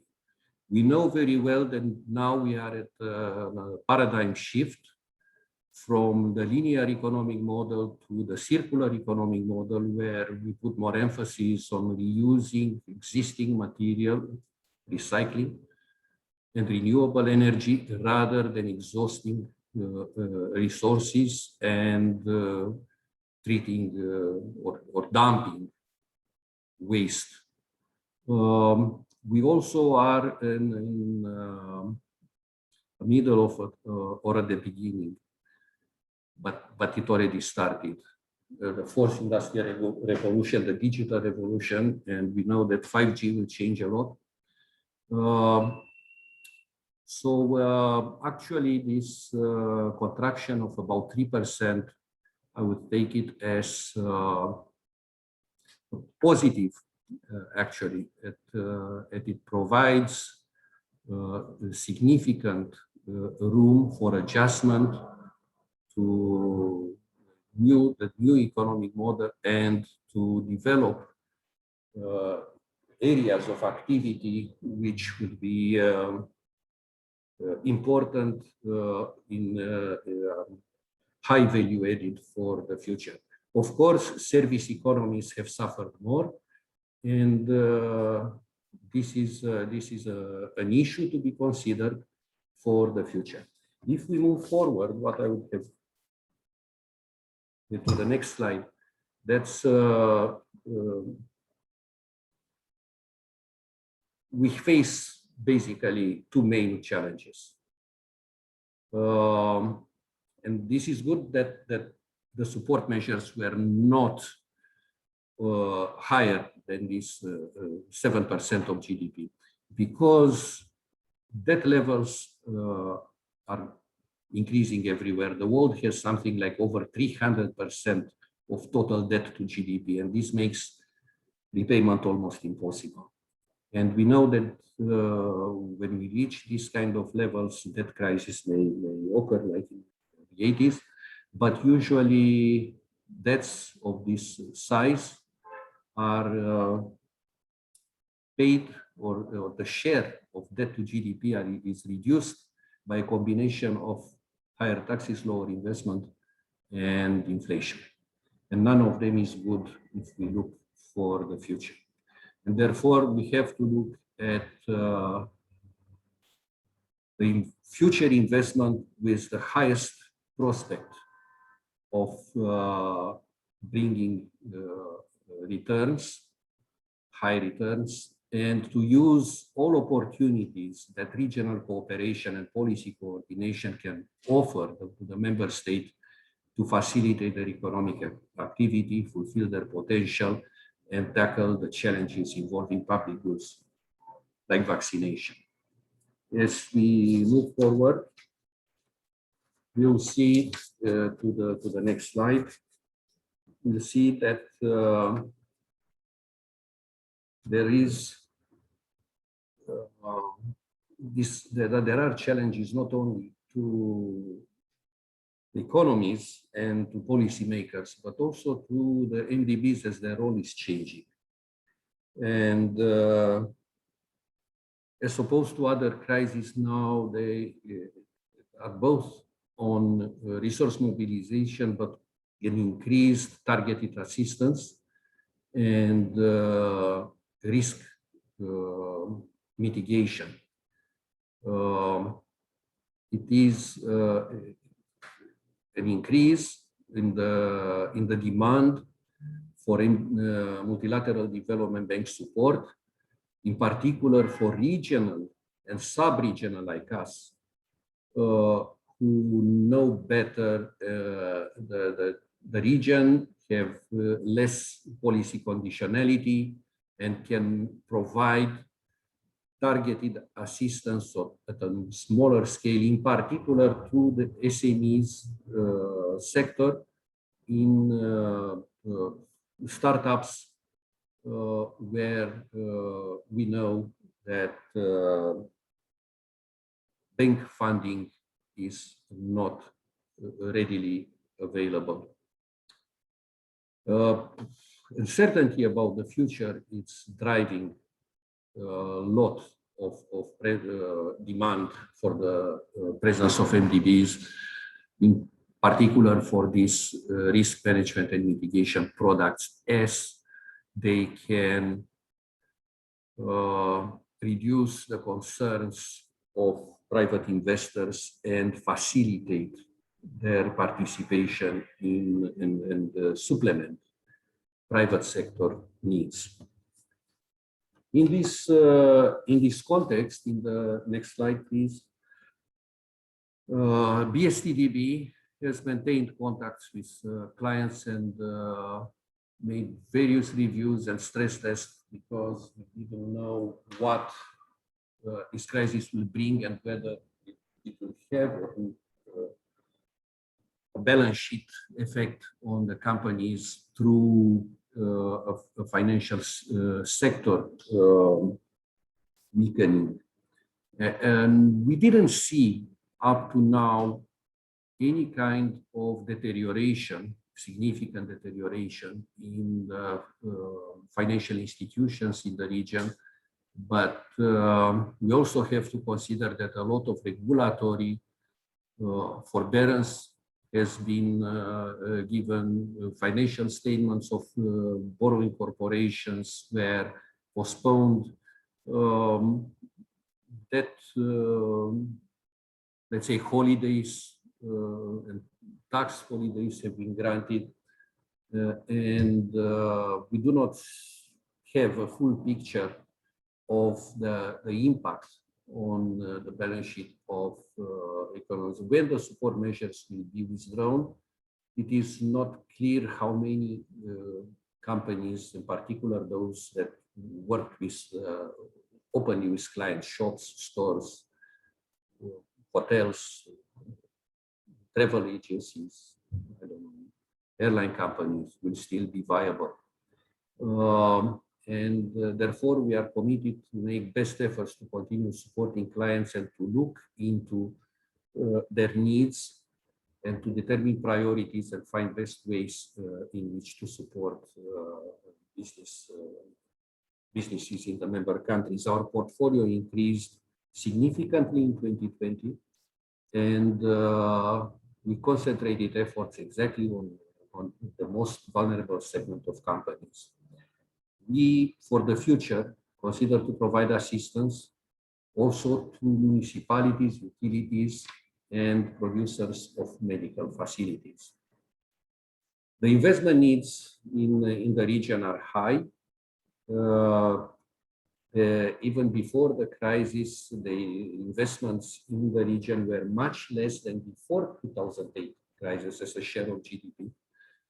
But the likelihood of this region seeing an increase in interest relies on what the pandemic showed, that the economic model is where the vulnerabilities of the economic model. Dependence on materials and products that are somehow linked to national security in the sense of, let's say, public health. At the beginning, we know that there were no gloves, there were no masks, there was nothing. And a lot of relocation of production and rethinking of production models and redesign of supply chains, it's expected to take place, and therefore a lot of investment will likely come in this part of Europe, bridging Europe and Asia. And therefore, we will consider these increasing needs in energy efficiency, renewable energy, and relocation of production. And of course, the funding gap, given the lack of or the cautiousness of private investors for the moment, suggests that the MDBs will be the protagonists in mobilizing resources for, in particular, for climate-related investments. And we are stand ready to assess and cooperate with businesses and sub-sovereign authorities, regional governments in the region to provide the needed assistance. Thank you very much. Thank you very much, Mr. Iorga. You cleared the 12-minute threshold 3 minutes ago, but I didn't want to stop you because you gave us very encouraging numbers. So usually when economists speak, they only talk about inflation and recession and such things. But I think we are doing good at numbers, but we have to work a bit on the social aspect of our lives and the social aspect of economy. The second speaker of this panel is Mr. Stavros Kalognomos. Stavros Kalognomos is the Executive Secretary for Balkan and Black Sea Commission of the Conference of Peripheral Maritime Regions of Europe. Dear Stavros, you have the floor for 12 minutes. Thank you very much, Mr. Moderator. I would like to thank the ICBSS, our long-standing partner, for the excellent organization and invitation to the 11th Black Sea Symposium. For those who might not know us, the CPMR, as you said, the Conference of Peripheral Maritime Regions, brings together some 150 regions from 24 countries from the European Union and its neighborhood, and advocates for a more balanced development of the European territory on its core policy areas of interest. That means cohesion, transport, maritime policies, energy and climate, and migration. The CPMR is organized in 6 main geographical commissions corresponding to Europe's main sea basins and islands. And through its extensive network of contacts with the EU institutions, the CPMR has, since its creation in 1973, been targeting its action towards ensuring that the needs and interests of our member regions are taken into account in policies with a high territorial impact. Our interlocutors are the EU institutions, international organizations active in the region, such as the ICBSS and BSEC, and national governments. Today, I would like to provide you with our actions and initiatives to support the economic recovery of the wider Black Sea region's countries, in which our member regions are. Firstly, I would like to share with you an overall perspective of the European response to the pandemic, and then give you some concrete examples of our joint efforts with our member regions in the wider Black Sea region. As we all know, the COVID-19 outbreak has been a game changer at many levels: international, regional, national, and local. It obviously and very directly impacted the way that we live, work, and travel. And it also changed the course of the European Union agenda and priorities. Let me remind you that the coronavirus outbreak took place as the 2021-2027 EU budget negotiations had been going on for 2 years with little to show for. So the economic downturn caused by the global health crisis led the European Commission to present a strong and ambitious plan to kickstart the recovery of the European economy by addressing the most impacted territories and sectors. As an active association of regions, we at the CPMR were prompt to welcome the ambition displayed in the proposals from the European Commission for a refreshed 2021-2027 EU budget and the timely new EU recovery instrument, the so-called Next Generation EU. Why the regions should be at the heart of the recovery plan and what is their role? Under the new period, an unprecedented number of EU funding instruments will have to be deployed simultaneously in member states. The Commission, in its guidance on the recovery instrument, recommends that member states set up optimal mechanisms to ensure coordination. So an effective coordination cannot be accomplished without a strong involvement of regional authorities, the CPMR members, as they manage directly a share of these funds, such as cohesion and fishery funds. I'll get back to them in a while. Moreover, regions could lead by example, presenting integrated recovery plans covering all EU funds. Local and regional authorities own a crucial knowledge of investment needs and could give a decisive contribution to enhance the accountability and political ownership of the investments planned under the Recovery and Resilience Facility. Place-based interventions are necessary to address the crisis as regions have different specialization patterns and thus investment needs. Given that in the wider Black Sea region, we have both EU member states and non-EU countries, I would like to focus on some concrete actions, including all our members and partners in the region. So among our first initiatives since the beginning of the pandemic was to coordinate with our members from across Europe and send in March 2020 an official letter to the European Commissioner for Environment, Oceans and Fisheries, Mr. Sinkevicius, regarding the initiatives that the EU institutions were taking to facilitate support of the fisheries and aquaculture sectors via the European Maritime and Fisheries Fund. And the relaxation of the EU state aid rules for fisheries and aquaculture in the context of the COVID-19 crisis, as well as to consider alleviating the regulatory constraints of the fishing and aquaculture sectors. This initiative was followed up last September at the CPMR meeting with the European Commission's new Director General of DG Mare, Ms. Arlina Viceva, during which our acting president, Mr. Valentin Moldovan from Tulcea County Council in Romania, presented the Balkan Black Sea Commission standard messages on fisheries and aquaculture, and together with representatives from the other sea basins, explored possible cooperation on the recovery of the maritime sectors, the sea basin strategies, and the revision of the common fisheries policy.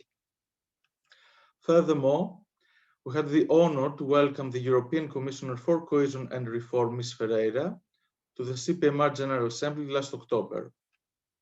In her message, Ms. Ferreira underlined the interest to ensure a strong territorial dimension when it comes to the EU recovery plan, and her engagement to help the regional authority, the CPMR members, to be fully associated to the preparation of the recovery and resilience plans.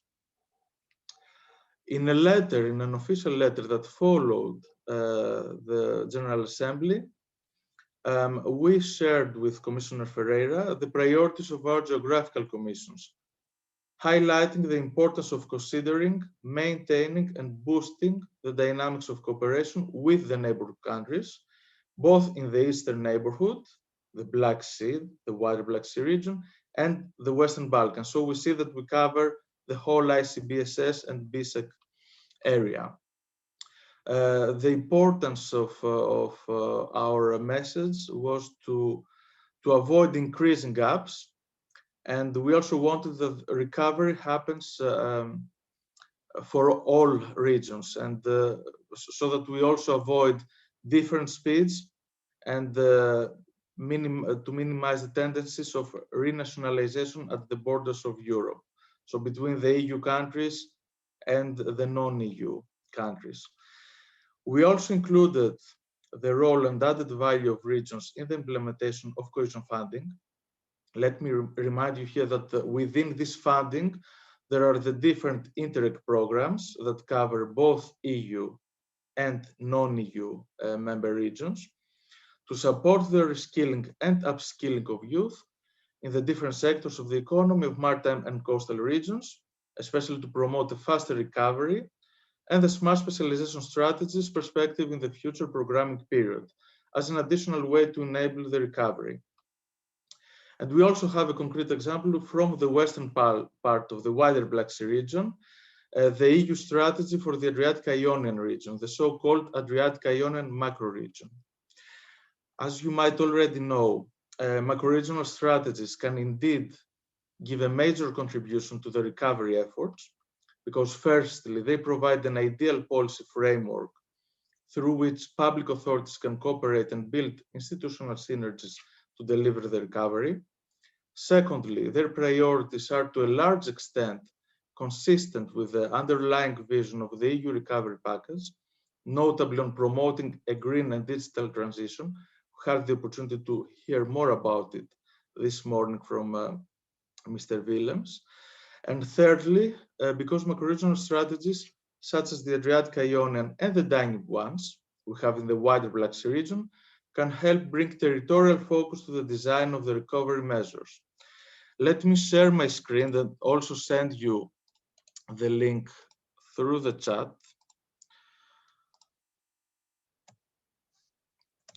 To show you a specific action. Just a moment, yeah.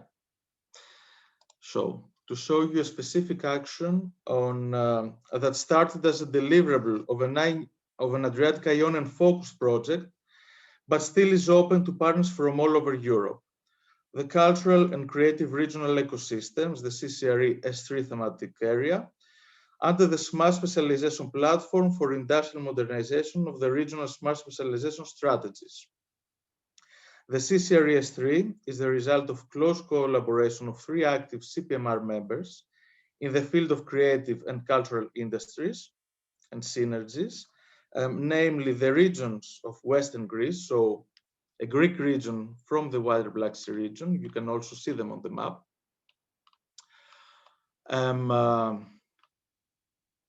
The region of Tuscany in Italy and Aragon in Spain. And this thematic area is supported by the CPMR. As you may see on the map, we have the pleasure to have welcomed partners from 4 wider Black Sea region countries, Greece, where we have also the leading partner, Armenia, Georgia, and Serbia. And we are, of course, open to more partners from our region. The CCRE S3 thematic area aims to stimulate new insight and opportunities related to cultural and creative experiences for local communities and residents, making peripheral territories more attractive for economic activity. And during the elaboration process, we have taken into consideration the opportunities that the cultural and creative industries sector may offer to a wide range of stakeholders to promote cooperation and address contemporary challenges such as the post-crisis recovery from the COVID-19 pandemic in the short, mid, and long-term future. The CCRE S3 regards different groups of professions, such as creative and entrepreneurs, cultural heritage professionals, cultural and creative intermediaries and managers, and their equivalent in the blue growth sectors, as for instance, maritime historians and archaeologists, and other professionals. Let me also say that creative and cultural industries can also be combined with tourism, artificial intelligence, textile innovation, sport, sustainable mobility, 3D printing, and so on. As for the geographical coverage, the CCRE S3 not only aims at the regional level, covering both the public and private sectors, but also at the macro-regional perspective, since it is the first thematic area under the Industrial Modernization Platform with a specific focus on a macro-region, and in particular, the EU strategy for the Adriatic and Ionian region, the EUSR. This thematic area is an ongoing procedure, so it's still open to participation. And as I said, we are open to more regions and countries from our wider Black Sea area in order to shape future policies and work on different cooperation projects. Last but not least, I would also like to share with you another link about an event that we co-organized together with ICBSS. I'm sorry, just a moment. So it's an event that we have this Thursday. And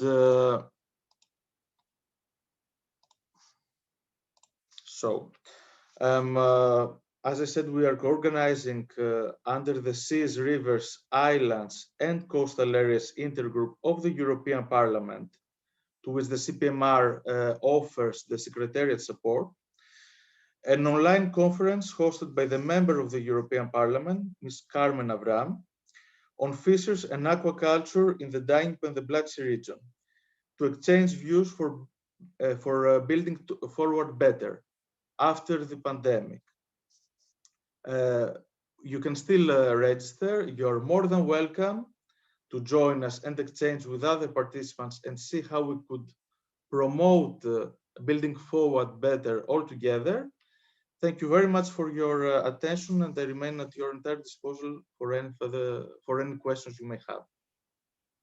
Thank you very much, Mr. Kalognomos, for providing us all this useful information on the very broad work of the CPMR. And let us remind ourselves that when we're talking about the Black Sea, we should never forget the marine domain.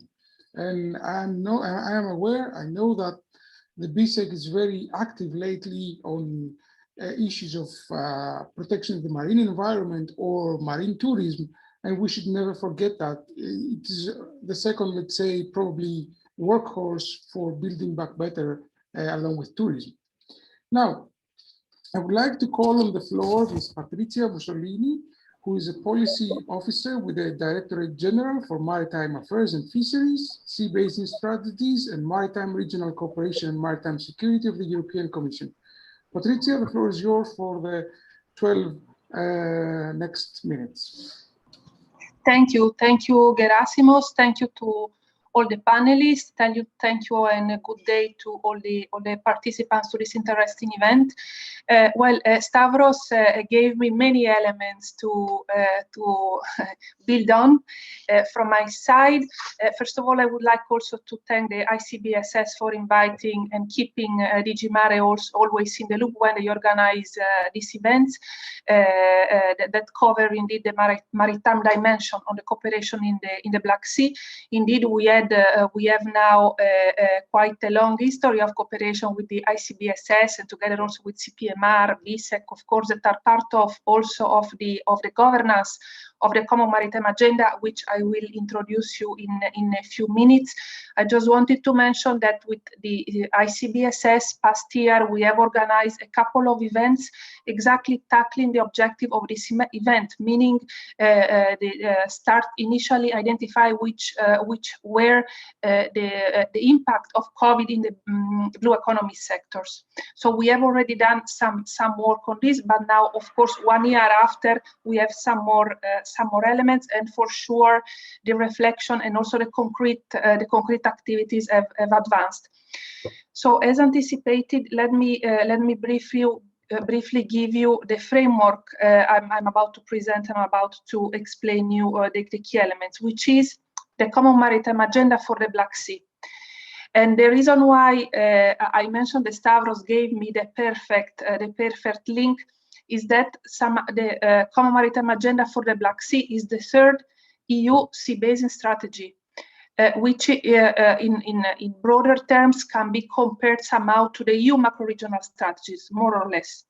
Now, this is the third sea basin strategy. One is in the Atlantic, the second one is in the Western Mediterranean, and the third one is in the Black Sea. It is the newest sea basin strategy of the EU. It was endorsed by a ministerial declaration, by the Bucharest Ministerial Declaration in May 2019. And it is endorsed by 7 countries, the 6 riparian countries, meaning Bulgaria, Romania, Georgia, Turkey, Russia, Ukraine, and Moldova. And it is developed around specific goals and priorities. In particular, it has 3 goals: tackling healthy marine and coastal ecosystem, competitive and innovative sustainable blue economy, and fostering investments in the Black Sea. So, as you see, all elements that we have touched upon the speakers that have provided their contribution before me. To be a bit more specific and more concrete, the priorities that are linked to these goals touch, for example, protection of marine ecosystem, marine pollution and plastic litter, support to sustainable fishery and aquaculture, innovative business models, stimulate research and innovation, promote transport and digital connectivity in the Black Sea, blue skills and blue careers, very important, support access to financial resources, promote investments, maritime clusters, and so forth. So you see that it's quite a broad framework. So in this framework, it's very, what I want to highlight here is that this framework is very much project oriented. It is very concrete. framework because all the priorities identify concrete actions. Now, the challenge, because here in this session we are talking about challenges and priorities, the challenge of this framework is to identify concrete projects, not in two main aspects. The first one is to identify projects with a bottom-up approach, because the projects needs to be identified from the stakeholders, of course, with the support of the national coordinators of the Common Maritime Agenda. The other challenge is related to the funding and to the investments. What I mean is that, as you have heard also from the colleague from DG NEAR, the Global Europe and the ICI new fund that finance also activities in the neighborhood countries will finance many activities, many projects, and so forth. And there are also other financial frameworks that we can look into. I will go a bit more in detail on that. The challenge in the framework of the Common Maritime Agenda is to align all these funds, all these opportunities with the needs of all the countries and in the same moment. To this extent, we at DG Mare has financed, to support this process, but not only, DG Mare has financed an assistance mechanism activity project, which also includes national hubs. What does it mean? It means that there is an assistance mechanism specifically dedicated that supports the Common Maritime Agenda implementation at regional level. So it supports the Common Maritime Agenda coordination in implementing step by step this Common Maritime Agenda. And at the same time, in parallel, there are also national hubs that support the national Common Maritime Agenda coordinators in working with the national stakeholders in identifying projects, in implementing projects, awareness raising, and so forth. And speaking about local stakeholder, it is also very much important the role of BSEC and its virtual knowledge center. BSEC, as I have already anticipated, BSEC is a crucial actor in the framework of the governance of the Common Maritime Agenda, is formally involved with a consultative role. So they are also managing this virtual knowledge center, which is a platform to support the cooperation among stakeholders in order for the stakeholder to virtually, let's say, meet there, discuss projects, identify partnerships, and so forth. So this is very important. In terms of priorities, last year the Common Maritime Agenda has launched its implementation, its concrete implementation last year under the coordination of Bulgaria. So as you can imagine, we started the implementation of the Common Maritime Agenda not in the most favorable year, no? Because also we had the breakout of COVID pandemic. But even though we were able to have only one physical meeting of the steering group of the Common Maritime Agenda in mid of February in Sofia, I must say that all the countries have kept really the focus, the commitment, and we have been able to identify those strategic blue economy sectors that the countries identify as those more in need of support via projects in the recovery process, meaning coastal and maritime tourism, maritime transport, fishery and aquaculture. So we started with the countries to work on these topics. At the end of the year, there was a regional stakeholder event that we have organized with the support with the assistance mechanism, and there have been a concrete discussion with the stakeholder on concrete project ideas. So the challenge and the priority in this 2021 implementation of the Common Maritime Agenda, which is coordinated by Turkey, is to keep developing these projects, these priorities, of course, in line with those specific priorities that have been identified by Turkey, which relate again to tourism, of course, maritime safety, which is linked to maritime, with maritime transport and environment in any case, environment, and research and innovation. On research and innovation, what I want to mention here is that we work hand in hand with the strategic research and innovation agenda for the Black Sea, which is the other regional cooperation framework in the Black Sea, which is, let's say that the strategic research and innovation agenda is considered like the scientific pillar of the Common Maritime Agenda. And we work hand in hand with the Black Sea Connect project, which is the project implementing the strategic research and innovation agenda, because really research and innovation, it is really a key enabler to support a swift transformation, a green transformation, and advance towards the recovery. So we are working hand in hand also with them. To go back a bit, on the funds opportunities.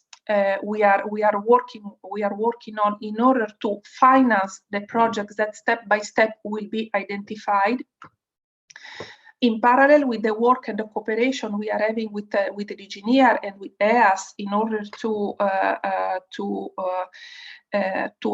ensure that regional projects are financed. We also work with the Interac Black Sea program, as Stavros had mentioned. There is this Interac Black Sea program in the Black Sea. It covers countries, all the Common Maritime Agenda countries and more. So it is a very important framework for the Common Maritime Agenda, because it gives the possibility to finance projects where potentially all partners from the Common Maritime Agenda countries can join together and work together. So it is very important for us. We are working very closely with them, and now we are in the process of supporting them to identify strategic projects for the region, because they also have the obligation to coordinate with the sea basin strategies and with macro-regional strategies. Another important element is that in the framework of the Common Maritime Agenda in the region, we are also working hand in hand with the World Bank, because the World Bank has financed a project which is called Blue in the Black Sea. BSEC is the implementing agency. They are doing really an excellent work. The project will start indicatively in autumn. So it has two main components. One is related to the environmental analysis, and in a second moment there will be also the investment components. So we work hand in hand with them as well. This World Bank project is a project that has been defined in order to support the implementation of the Common Maritime Agenda. Another important element that we are discussing very much with the countries, with the national coordinators, is that as Commission, we push as much as we can in order to identify and to find the way to finance the regional projects and so forth. But it is also important that at national level, they do the same work when it comes, for example, with the non-EU countries. It is important that they also liaise with the national authorities that deal with national Global Europe and the ICI programs to define national priorities. When it comes to Bulgaria and Romania as EU countries, they need to work hand in hand with the authorities responsible for the cohesion and national programs, with the MFAF program, which is the European Maritime Fishery and Aquaculture Program. So they need also to do this effort in order to make this complementarity, this embedding, this alignment with national programs. This is very important. And speaking again about complementarities, and here I will finish because I think my time is about to end. I would like also to mention the smart specialization strategies, because indeed it is a very important element. Another challenge that we have in the Black Sea is that there are not so many projects, there is not so many activities in the framework in supporting SMEs, fostering innovative business models, supporting maritime clusters, development, and so on, investment environment to support SMEs, the entrepreneurial environment, as also another speaker has mentioned. So we believe that smart specialization can be an enabler in this sense. We will organize at the end of June an event on that in order to see how smart specialization can also support the development of interregional value chains, also in the blue economy sectors. There will be a part also dedicated to macro-regional strategies and sea basin strategies, because, and here I will close, I think you are aware that in this programming period, there is a new program, a new financial instrument, which is called Interregional Innovation Instrument, which will support the creation of interregional partnership, interregional value chains on different sectors, including, it can be also blue economy. What it is interesting here is that this instrument is also open to non-EU countries, in particular to those countries that are associated to Horizon Europe, which is the case for nearly all the countries, non-EU countries of the Black Sea, of the Common Maritime Agenda. So this is an important element, also because Ukraine, Moldova, and Georgia are, in my understanding, are quite advanced on smart specialization. So I think we need to build on that, knowing that there is also this financial instrument. Voila, so this was my contribution to this discussion, and thank you very much. Thank you very much, Patricia. And without further ado, I would like to pass the floor to Professor Dr. Alexandru Stratan, who is Director with the National Institute for Economic Research of the Republic of Moldova. Professor Stratan, the floor is yours. If you would wish to unmute yourself and share screen, please feel free. You're also allocated 12 minutes.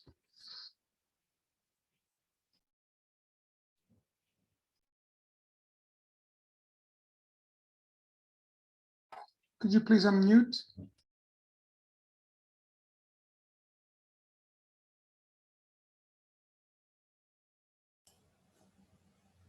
Is it okay now? Thank you, Gerasimus, once again, and I would like in my turn to thank the organizers for inviting me to speak on behalf of the Academy of Sciences and the National Institute for Economic Research from Moldova.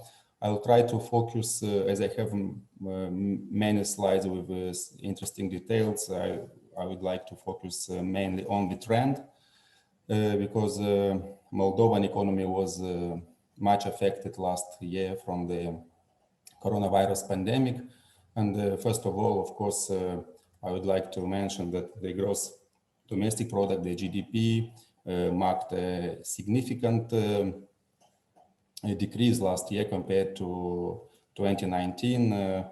The decreasing amounted to minus 7.0%, which was one of the lowest negative growth in the last decade. Speaking about the influence of the coronavirus pandemic on some economic sectors, industry went down by 5.5%. The agricultural sector also went down significantly by 27.1%. And here I would say that this sector, the agricultural sector, was mostly affected by the severe drought we faced last year, then the influence of the COVID-19 pandemic itself. The international, the investments in fixed assets marked a decrease of 2.6%, and this is very bad because the investment process was very low, and so had registered very low results during the last 5 years. And in fact, speaking about the international investment position of the Republic of Moldova, we have to mention that last year, the net debit balance amounted approximately at the level of 5.5 billion US dollars.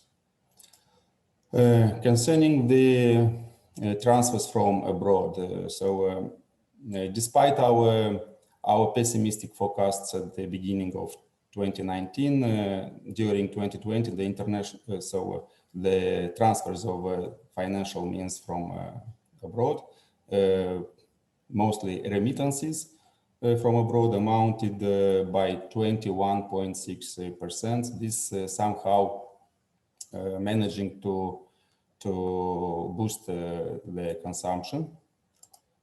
About the foreign trade.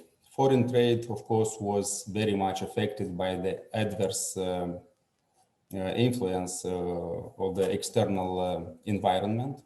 In 2020, foreign trade in goods decreased by 8.5%. And if we look specifically at exports and imports, the exports were less than, so by 10.6% than in 2019.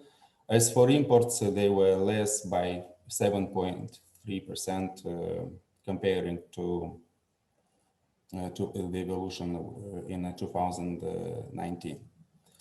If we look at the structure of exports, more or less it was during the last 5-6 years the same. We have just to mention that exports decreased by 10.6% and imports decreased by 7.3%. Geographically, the share of exports, the biggest share, I would say, the biggest share of exports was recorded for the European Union, which amounted at 66.7%.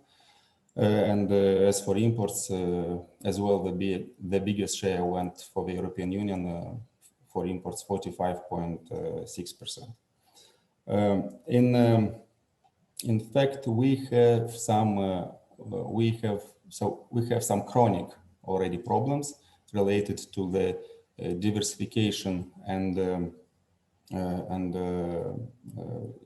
as well as geographical diversification of our products, but also the variety of our products. Despite of the fact that we have some contingent quotas and tariff quotas provided by the European Union. As you can see, for instance, last year only for plums we could export all 100%. For apples, tomatoes, cherries, grapes, it was lower. Even for cereals, wheat, barley, maize, we didn't cover the full asked quota provided by the European Union. And this was mainly also due to the, not only to the economic consequences of the pandemic restrictions, but mostly to the influence of the drought. As for prices, during 2020, the consumer price index registered a constant decreasing trend. The average of inflation fell to be to the lower limit of the range of variation plus minus 1.5 points, around those 5% targeted by the National Bank. Exchange rates of the national currency remained more or less on an upward trajectory against the main reference currencies, but what we noticed towards the end of the year, the evolution was reversed. The National Bank tried to intervene during the year actively, so to facilitate monetary conditions and to stimulate somehow the business environment, to stimulate somehow the growth of the volume provided by of loans provided by the banks. As for public finances, the budget So the general trend here is we have to mention that the budget deficit has increased 3.5 times in 2020 comparing to 2019, reaching a level of 5.1% of the GDP. I would say that these trends are not so far from those presented regionally by Mr. Yorka. Public finances. Expenditures made from the public budget registered higher rates than revenues, of course, and they were supported mainly by the dynamics of social spending, which amounted to 69%. Most of the social spending went for social protection, health, education. The public debt, also like the regional trend in Moldova, increased. So the public debt balance increased up to 35.2% from GDP. One interesting trend also is noticed, but it's also a chronic trend already regarding entrepreneurship. As you can see, these scissors, they are larger and larger, becoming so since 2017, when the net registered growth of enterprises is lower and lower. This speaks about some constraints in the business environment. Businesses are still facing some constraints, and not only related to the economic consequences of the pandemic, but in general, the business attractiveness. The demographic situation showed it's so already unusual trend for the last years. 2020 was not an exception. The trend was negative in a natural increase, and as well, the labor market was characterized by a reduction in the number of the workforce, both the number of employed and unemployed persons, and as well an increase in the number of the population outside the labor force. Work remuneration, despite the restrictions, the budgetary constraints, in 2020, there were major increases in the average gross monthly nominal salary, especially in those fields, health and social assistance, information and communications, professional, scientific, and technical activities. Disposable income of the population. The average disposable income of the population per month last year in real terms increased by 3.6% compared to the previous year. And the structure of consumer expenditures was more or less the same like in 2019, and the structure of disposable incomes at the same level, the salary being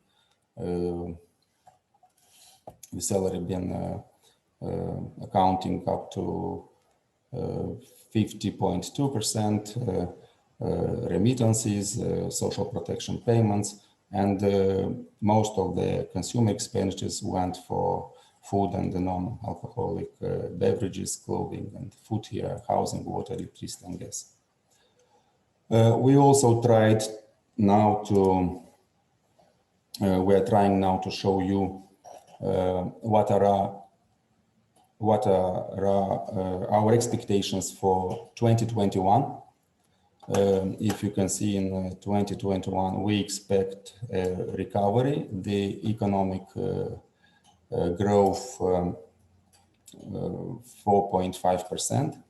I would say that this is only a recovery growth due to the low comparative base, and expecting a much higher agricultural volume in production this year due to the fact that it's already visible that probably we would have a good agricultural year in 2021. So almost for all sectors, we anticipate recovery, both for exports and imports, in industry production, agricultural production. What we lost last year, it is expected to be recovered this year, about 27.5% more. As well as we anticipate a continuing trend in rising of transfers from abroad. What could be the post-COVID priorities and what could be our response in the long term, in the medium term, as well as in the short term? So first of all, it's strictly needed that ensuring the long-term strategic planning policy framework so for the Republic of Moldova. The first step is to approve the already elaborated National Development Strategy 2030 and the strategy for an inclusive, sustainable and digital economy project, which is under the elaboration. Actually, it has already been developed. It is now under circulation within the state main bodies. Production of statistical data series on the number of population at territorial level and accountability of public authorities for the preparation of official demographic forecasts, as well as integrating population policies into the national development strategies. The elaboration and approval of the set of public policies, strategies and programs for the implementation of the above-mentioned National Development Strategy 2030, based on a holistic approach. In the medium to long term, public policies must aim to build a resilient society by ensuring smart, inclusive and sustainable development aimed at increasing the employment of the population, increase investment in research and development, efficient use of natural resources and reduction of greenhouse gas emissions, free and equitable access for all categories of population to quality education and health, and finally, of course, increasing the well-being of the population. For the medium term in the economic field, it is advisable to set the following priority objectives: improving the quality of institutions and reducing corruption, expenditure efficiency in infrastructure and public utilities project, improving the demographics of enterprises through programs aimed at stimulating the birth of growth and growth of newly created enterprises and those already existing on the market, supporting smart economic activities which generate high added value, facilitating companies access to external sources of financing, because the budgetary possibilities of Moldova are quite limited to facilitate the desired extent the development of businesses. And in the short term, which is very indispensable now, a mass vaccination of the population with qualitative vaccines, business support measures, financial support schemes, tax deferrals or restructuring, measures to support the population. In particular, they must be targeted at those most affected by the crisis, most vulnerable, and reorienting public spending towards priority areas, health and supporting the business environment and the population. So very briefly, I tried to obey the time restrictions, time limits. I'd like to thank you very much for your attention. Thank you very much, Professor, for your very thorough presentation and the numbers you've given to us. We would like to wish your country a quick recovery from this mini financial crisis. And I would like now to open the floor to questions or comments by our panelists or by our speakers. There's actually one question for Mr. Iorga. I don't know if Mr. Iorga is with us. I don't see him for the time being. Maybe he shows up later.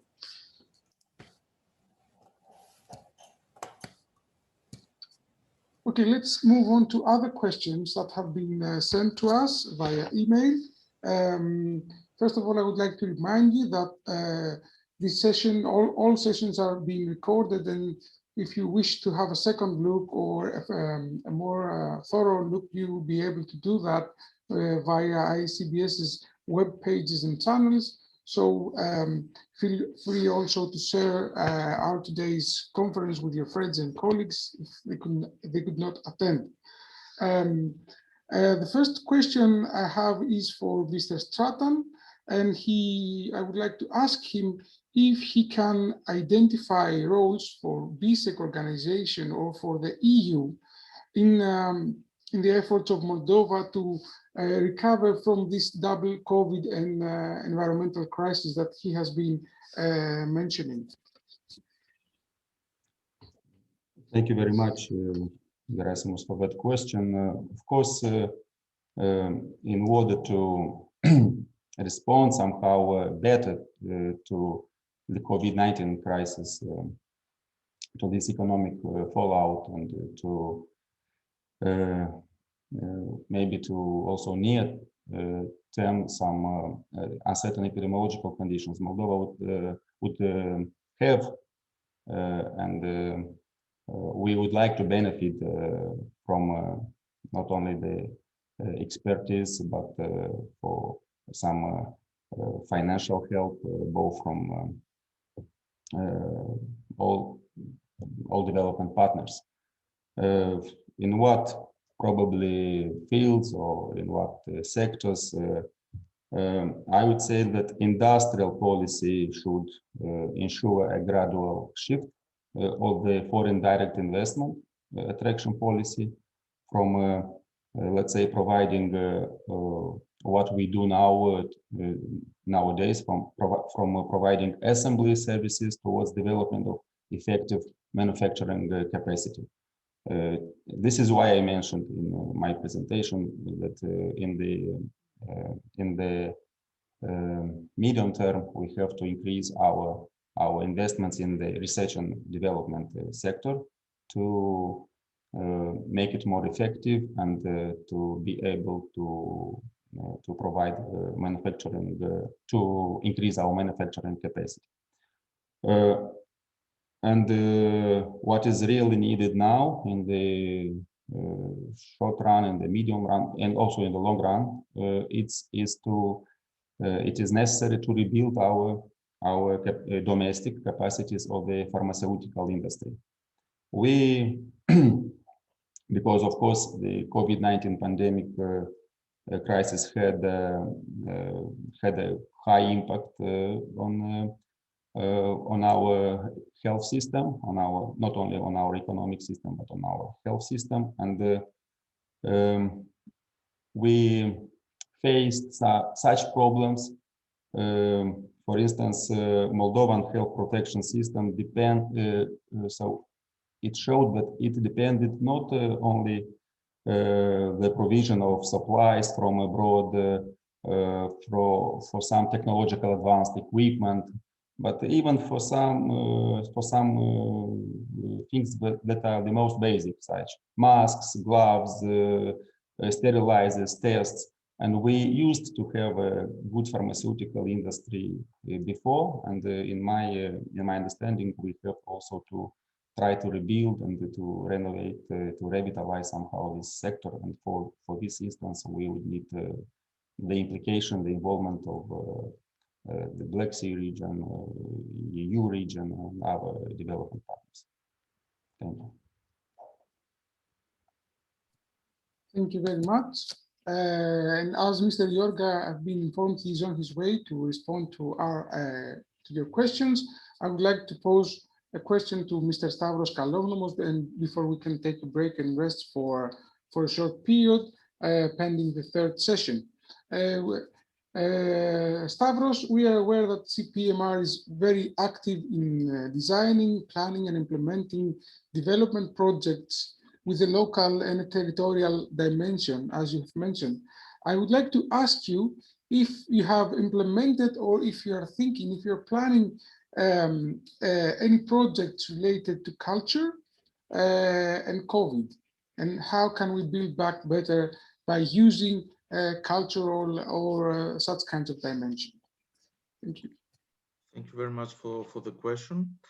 Our participation in cooperation projects depends on our eligibility. So we can be either coordinators, as we are for a project in the Adriatic Ionian region. We can be partners, we can be associated partners, or supporters, or facilitators. So it depends on the call. So right now, together with our members that are leading the CCRE S3 thematic area, we have started to map, to identify possible calls. As we all know, we expect the first Horizon Europe calls to be launched during this year. So we are trying to identify the different programs in which they are interested in, different calls, and there, together with our members and partners from their regions, or partners from the CCRES3 Synergy, as you've seen on the map, there are not only CPMR members, but other stakeholders involved, to go for different proposals and try to see how the cultural and creative industries can work in the post-pandemic era to build forward together. So yes, we have some thoughts. We are working on them, and we'll be ready to share them with you in due course. So regarding the project, the calls, and the different programs that are of interest to us. Excellent. Thank you very much, Mr. Kalognomos. And I can see a raised hand by Georgia Hadzi, who is Research and Policy Development Manager with the ICBS. Georgia. Thank you. You have seen my comments in the chat. I decided also to take the floor a bit to actually contribute to the discussion about the projects and also about the blue economy cooperation in the region, and to offer our view as ICBSS about 3 new projects that have launched in the past 3 months. It is a good time coincidence actually with the COVID era, because although we have discussed these projects way before the pandemic outbreak, now their launch comes in a good timing. One is, let me say that these projects are funded by the DigiNear grant to BISEC Permis. They are overall coordinated by BISEC Permis, but they run as autonomous projects. One, which is a leader, the BISEC Permis is the leader, is about innovative marine solutions to tackle marine litter in the Black Sea region. And the other 2 are very relevant to culture, as you said, and transport and cooperation in the region. The one is on supporting youth entrepreneurship in cultural tourism for the coastal communities in cooperation with CPMR and IMS MEDU. And the other is in cooperation with 8 local and regional stakeholders, and it is about sustainable small-scale cruising and yachting. And both projects aim to assess the situation as it is right now in the region and in the countries at national level, and create a supportive framework to enhance these economic activities better, and create opportunities for better cooperation in these fields and for their sustainable economic development. As I said, these projects have just launched, so in the coming months and weeks, we will communicate with the communities, with the regional community and stakeholders, the results, the findings, and we will of course reach out to them to ask for their feedback, because it is very, very important for the implementation of the project. For the projects. And one last remark, if I may, to bridge this session with the next one. The next session aims to showcase the need to support science and policy dialogue. We believe that the pandemic was an excellent example to why is important to support and have a coordinated science and policy cooperation and constructive dialogue. And I know it has been a long day so far, but I would like to invite our participants to stay and hear very important and interesting initiatives implemented by the research institutes in the region regarding support to research, innovation and development. And I see Mr. Yorga, so the floor is yours, Mr. Yorga, to answer the question posed earlier. Thank you. Thank you very much. And please apologize me. We had a technical problem. I had no sound and no image. And they came, only now we solved the problem. Harula has, from her other laptop, been able to participate, but we are in different places. And I do not know what the question is. Yes, of course. Welcome back. We can hear you loud and clear. And let me remind you with a question by Mr. Badalov. Mr. Badalov wonders what procurement reforms were taken by the Black Sea Bank to address serious challenges arising from the pandemic.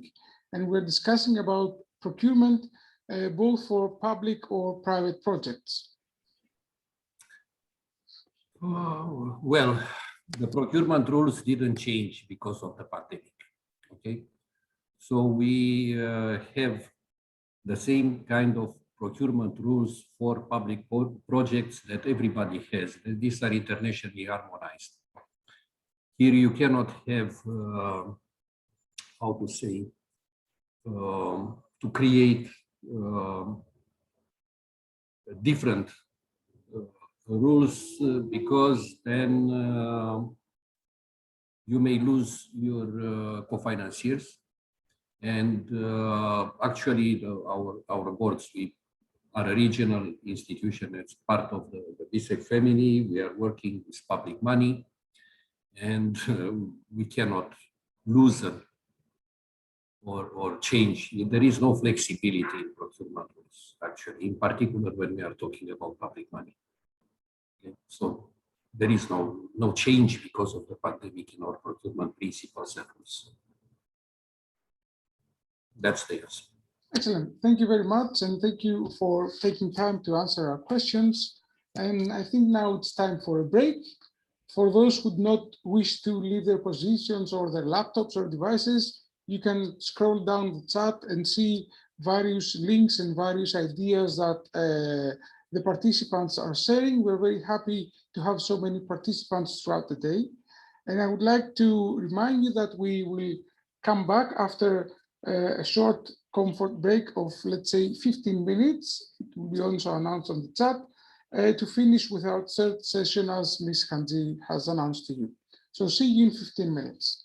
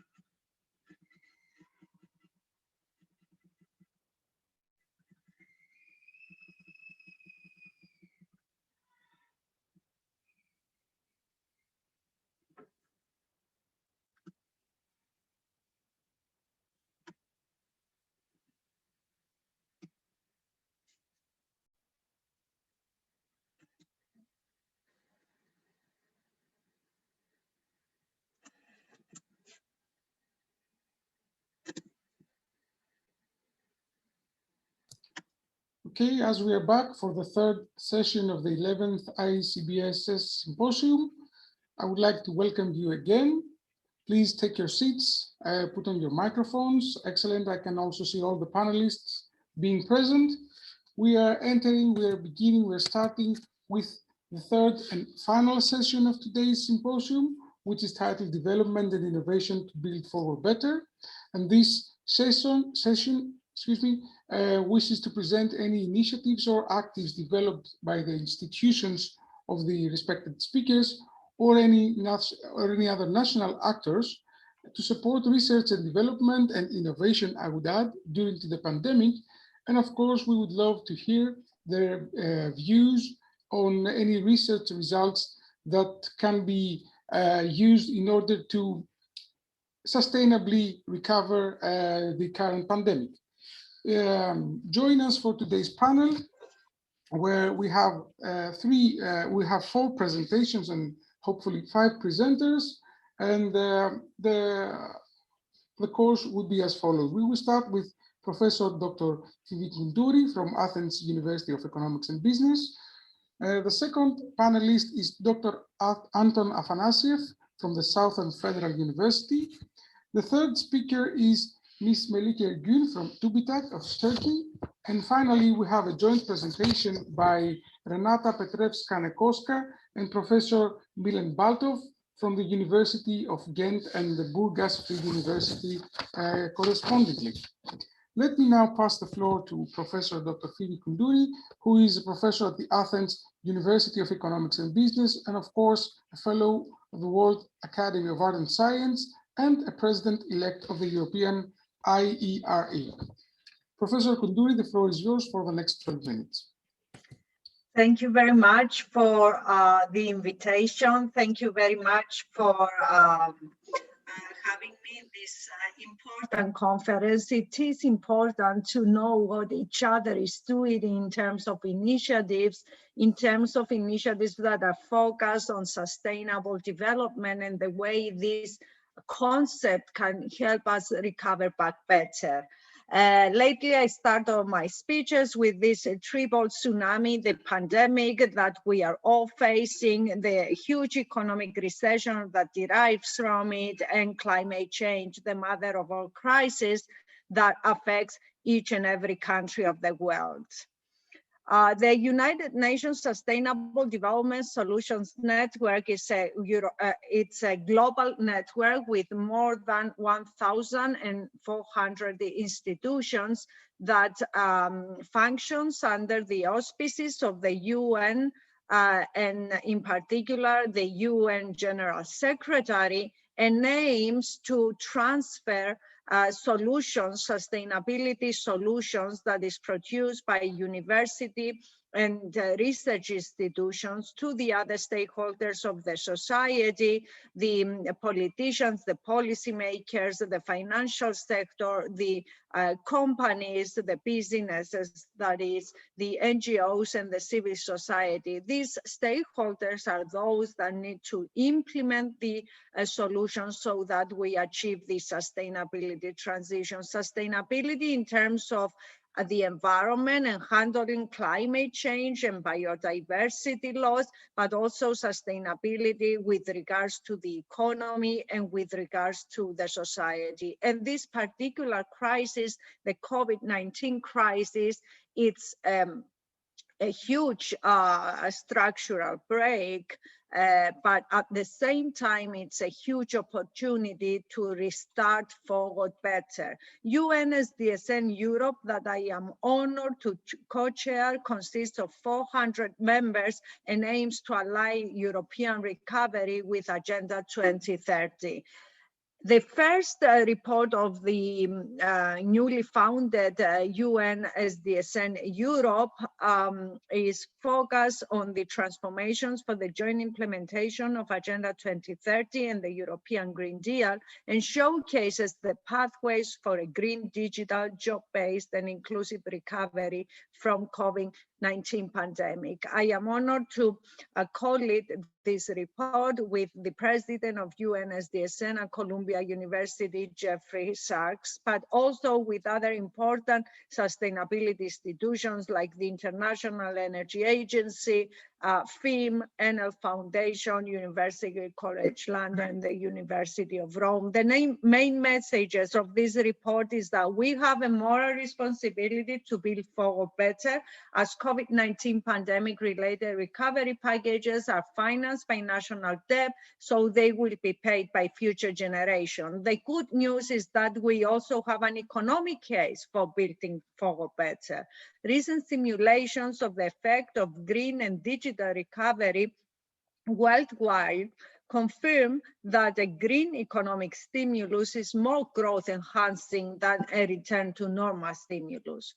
Beyond fiscal stimulus that is expected to boost aggregate demand, this crisis also calls for a transformative public investments that will allow a sustainable, fair, green, and digital transition, and at the same time leverage private sector investment for this transition. We all know that a huge funds are put into place for the recovery, but we also all know that these funds are not enough for the implementation of the SDGs by 2030. Our long-term vision is the United Nations Agenda 2030 Sustainable Development Goals, the Paris Agreement, and the European Green Deal provides the right level of ambition and direction. In our report, we connect 4 major policy initiatives: the SDGs, the European Green Deal, the European Semester Process, and the European Recovery Plan. And we develop actionable strategies that can guide the recovery of the pandemic and provide solution pathways for the politicians. Very quickly, the existing policy framework is provides the background for the sustainability transition. The SDGs signed by 193 countries and the 169 targets within the SDGs, the Paris Agreement, the refinement of the goal of the Paris Agreement at a scientific level, at least, that is offered in 2018 with the IPCC report that identifies the plus 1.5 degrees Celsius as the maximum increase in average temperature that we can handle with the means that we have, with the technology that we have. At the same time, it is also important to understand that the SDGs is not a list of 17 parallel independent goals, but it's a very interrelated framework of goals, and none can be implemented without the implementation of the others. For this reason, as UNSDSN network in 2019 during the Climate Week of New York, we announced the 6 transformation pathways that can facilitate the implementation of the SDGs, as they represent the way governments function. So it is a way to operationalize the SDGs. And the 6 transformations are education, health, decarbonization, sustainable food, land, water, and ocean, sustainable cities and communities, and the digital revolution for sustainable development. And of course, in 2019, late 2019, we have the launch of the European Green Deal, climate neutrality by 2015, protect human life and cut pollution, clean tech leadership for European companies, and inclusiveness, leave no one behind. The European Green Deal is backed by 1 trillion budget, part of it coming from EU budget, and the other part hope to be leveraged by public-private partnerships. And of course, the European Green Deal has to be implemented in combination with the European semester process. In 2020, we have the coronavirus, we have the short-term responses until today for dealing with the unemployed, with the bankruptcy, possible bankruptcy of SMEs, with non-performing loans, but we also have the long-run plan. The long-run plan is the Next Generation EU, 750 billion in addition to the multi-annual financial framework of the EU, and most of the Next Generation EU, 672.5 billion, is focused on recovery and resilience facility. And the good news is that the recovery and resilience facility stays within the spirit of the European Green Deal. 37% of the investments that it will fund have to be climate mainstream.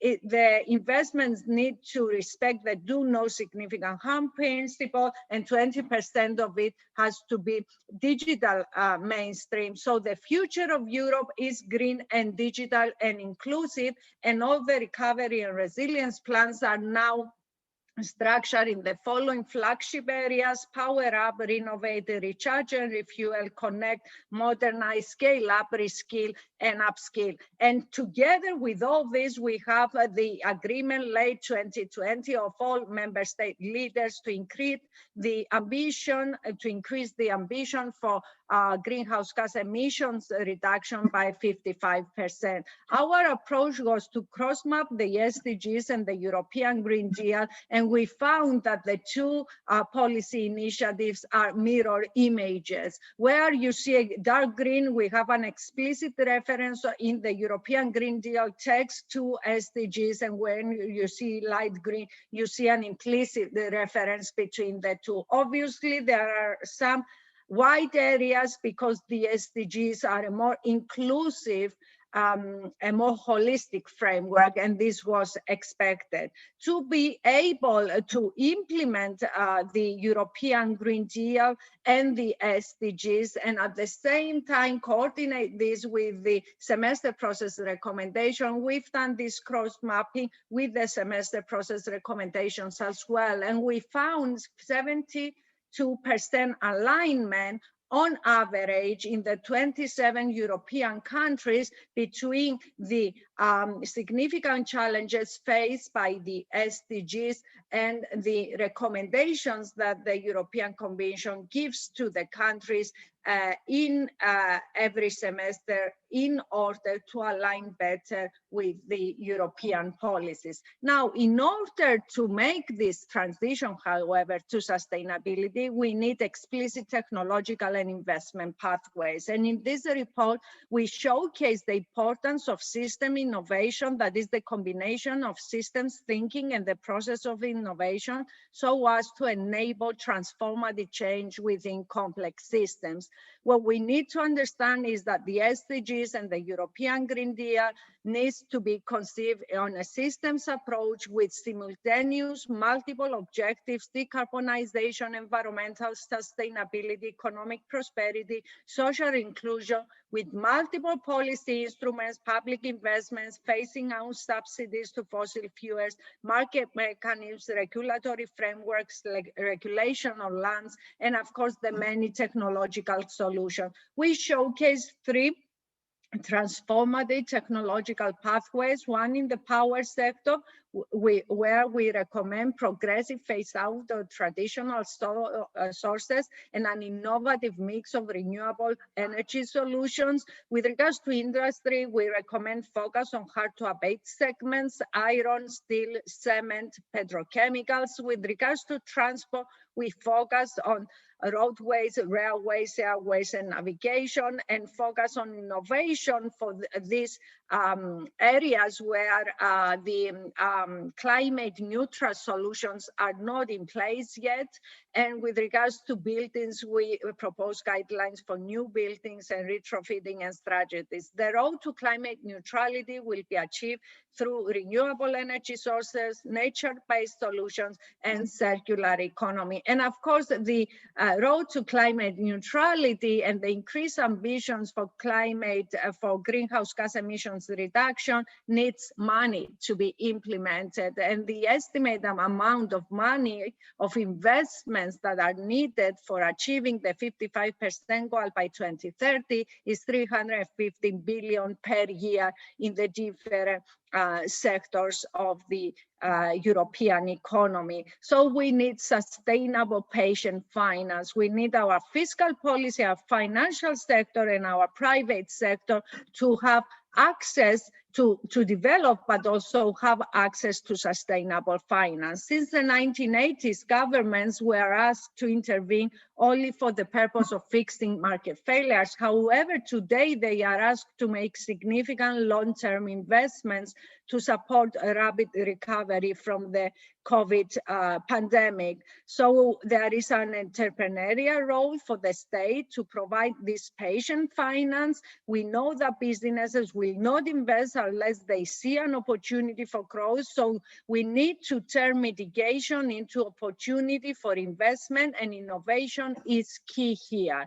What we need to do at the macro level, we need to reconceptualize financial stability and the mission of central banks to include climate and environmental risk, and the European Investment Fund and the European Investment Fund have the expertise and the scale to do this. At the meso level, we need national public investment organizations to provide positive sources of long-term patient finance, which support sustainable investing. And at the micro level, we need to create the capacity for the companies to understand that those that switch towards sustainable green practice as soon as will be the most competitive, most innovative, and most profitable. And with regards to companies, it is important to mention the instrumental role of EU taxonomy classification system for sustainable economic activities, which creates a common language for investors and lenders and allows scaling up of public and private investments. Here we suggest a hybrid matrix that will enable companies to have a single measurement system that combines social and environmental impact with the standard measures of profitability performance. Because at the moment, companies face two separate narratives, one telling how profitable they are, and the other how good they are for people and the planet. This is not efficient. We need one supporting one metrics, and it is indicative to know that 1/3 of global assets under management are related, are connected to ESG, and that the most profitable funds last year were sustainability focused funds. In this transition, we need to be aware of the distributional effects, jobs, skills, and equity consideration. Our report shows estimates that investments in line with the European Green Deal can lead to approximately 1 million new jobs in energy and energy-related sectors by 2030. But we also need to be aware of the fact that these jobs will be for highly or moderately skilled people, and a large wave for upskilling and retraining and reskilling needs to take place in order to allow everybody to participate in this transition. With regards to the distributional effects, I beg your pardon, Professor. Could you please wrap up your thoughts in 1 minute, because we're running out of time. I will. With regards to distributional effects, we show that we can mitigate the regressive effects of some EU climate policies by offering lump sum transfers, targeting energy efficient measures, job retaining, funding of subsidies for new low carbon technologies.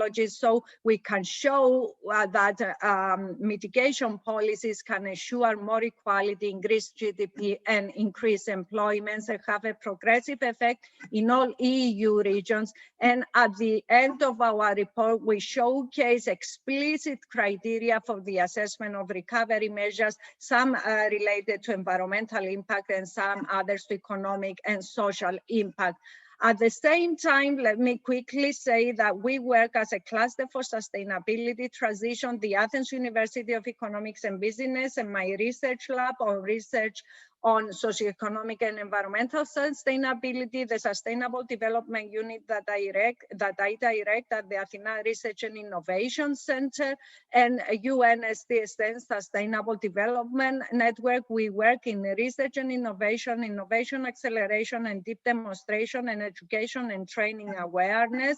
Our first thematic area is blue growth. We have many initiatives, global initiatives on sustainable blue growth, sustainable shipping and ports, a huge number of horizon projects and other research projects. And lately we launched a European accelerator for the maritime sector that funds and mentors startups and mature companies with innovation that can accelerate the transition of the maritime sector to climate neutrality. In addition to blue growth, our second priority has to do with our focus on climate change. Too many projects. So we work a lot on climate change mitigation and adaptation, green, digital, just recovery, circular economy, and nature-based solutions, and the systemic innovation approach. Each slide you see is a different project, mostly European and world projects with 3 to 4 year duration and their own budget. Our third priority is water, food, energy nexus, smart agriculture, smart water systems. We are very proud that lately we won an ERC award, a synergy grant of 10 million for 6 years to develop the next generation of urban water systems, putting together decision theory that I represent, optimal control, waters engineering, and machine learning. Finally, and I close with this, we work in the innovation ecosystem. I direct the EIT Climate Kick of the country, the biggest public-private partnership of Europe for accelerating the transition to a climate neutral economy. We finance startups that are relevant to this transition. We run, as I said before, the Maritime Accelerator. We run professional training courses like the Pioneers into Practice course.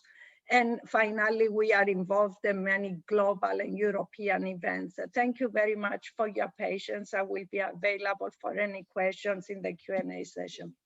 Thank you very much, Professor, for getting us acquainted with your very rich and vast portfolio. And now, without further ado, I would like to give the floor to Dr. Anton Afanassiev, who is a space state expert on science and technology and authorized representative for international relations with the BSEC members. And he also holds the position of a senior researcher at the Southern Federal University. Dear Anton, the floor is yours for the next 12 minutes. Thank you very much for the floor, distinguished chairperson. I would like firstly to thank ICBSS for the invitation. Glad to be here. Well, in the times of the pandemic, communication is the key and cooperation is very important. So I just shared the presentation. Is everything visible? I hope so. Great. So 2020 showed that while there were lockdowns of the whole countries and borders were closed, scientists continued working together. So while turbulence related to COVID crisis, inter alia geopolitical crisis in general impact bilateral and multilateral cooperation, the scientific collaboration continues to develop and prosper. So the motivation of scientific and academic community to find solutions to the COVID-19 together is very high. Their publication activities rapidly increasing, inter alia joint publications in international databases. Cooperation of scientists becomes stronger despite the ongoing international competition in the pharmaceutical area that we've heard of. So government and governmental organizations are getting more involved into the domain of scientific and academic community. While in regard to publication of scientific papers on COVID-19 as well. So the number of patents and relevant applications is also growing fast, showing that people are motivated to innovate and use their minds to create a better future rather than being, well, bring chaos to the society and destroy everything around them. Governmental and private funds are actively supporting scientists and international research groups. International and regional organizations allocate additional funds to fight the global coronavirus pandemic together and implement new technologies to bring best scientists and experts together to share knowledge. While global public goods are already shaping foreign policy agendas, maybe not as much as scientists would like to, but the impact of science and technology on international relations is significant.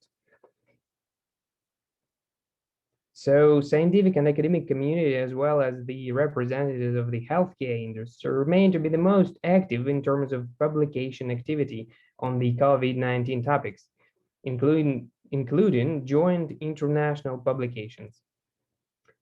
Interestingly, though, a significant number of scientific publications is well published by the representatives of the governmental organizations. So they are very much involved in that field. So I would like to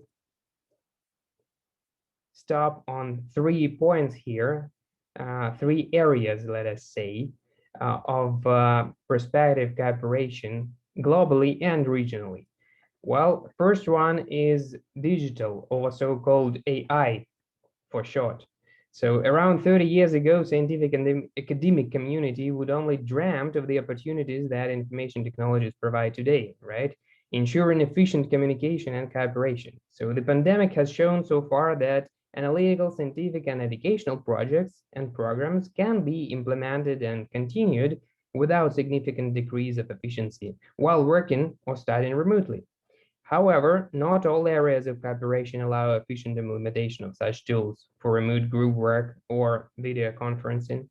So the complete transition of international scientific cooperation into online domain after the pandemic should not be expected, especially considering the role of formal and informal personal communication, as well as the face-to-face interaction that continue to be one of the most important elements in the field of negotiations, foreign policy, and the development of international scientific partnerships.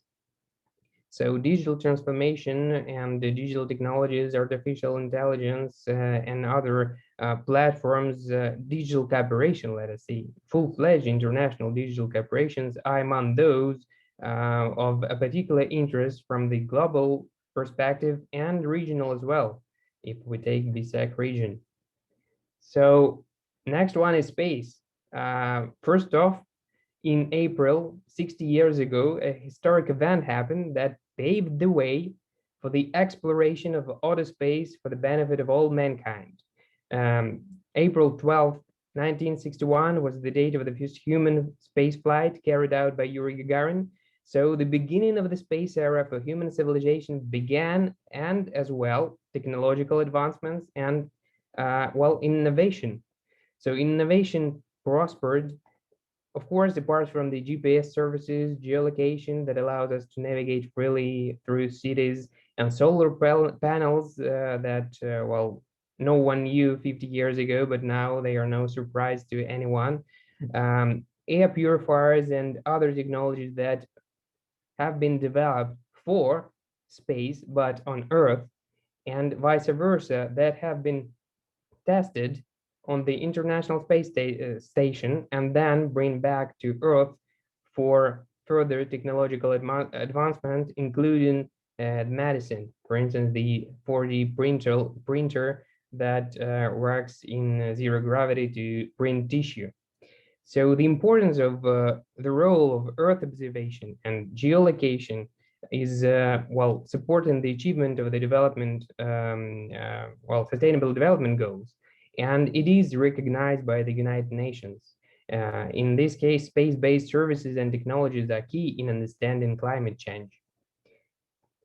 While ocean or maritime agenda, well, obviously, Black Sea.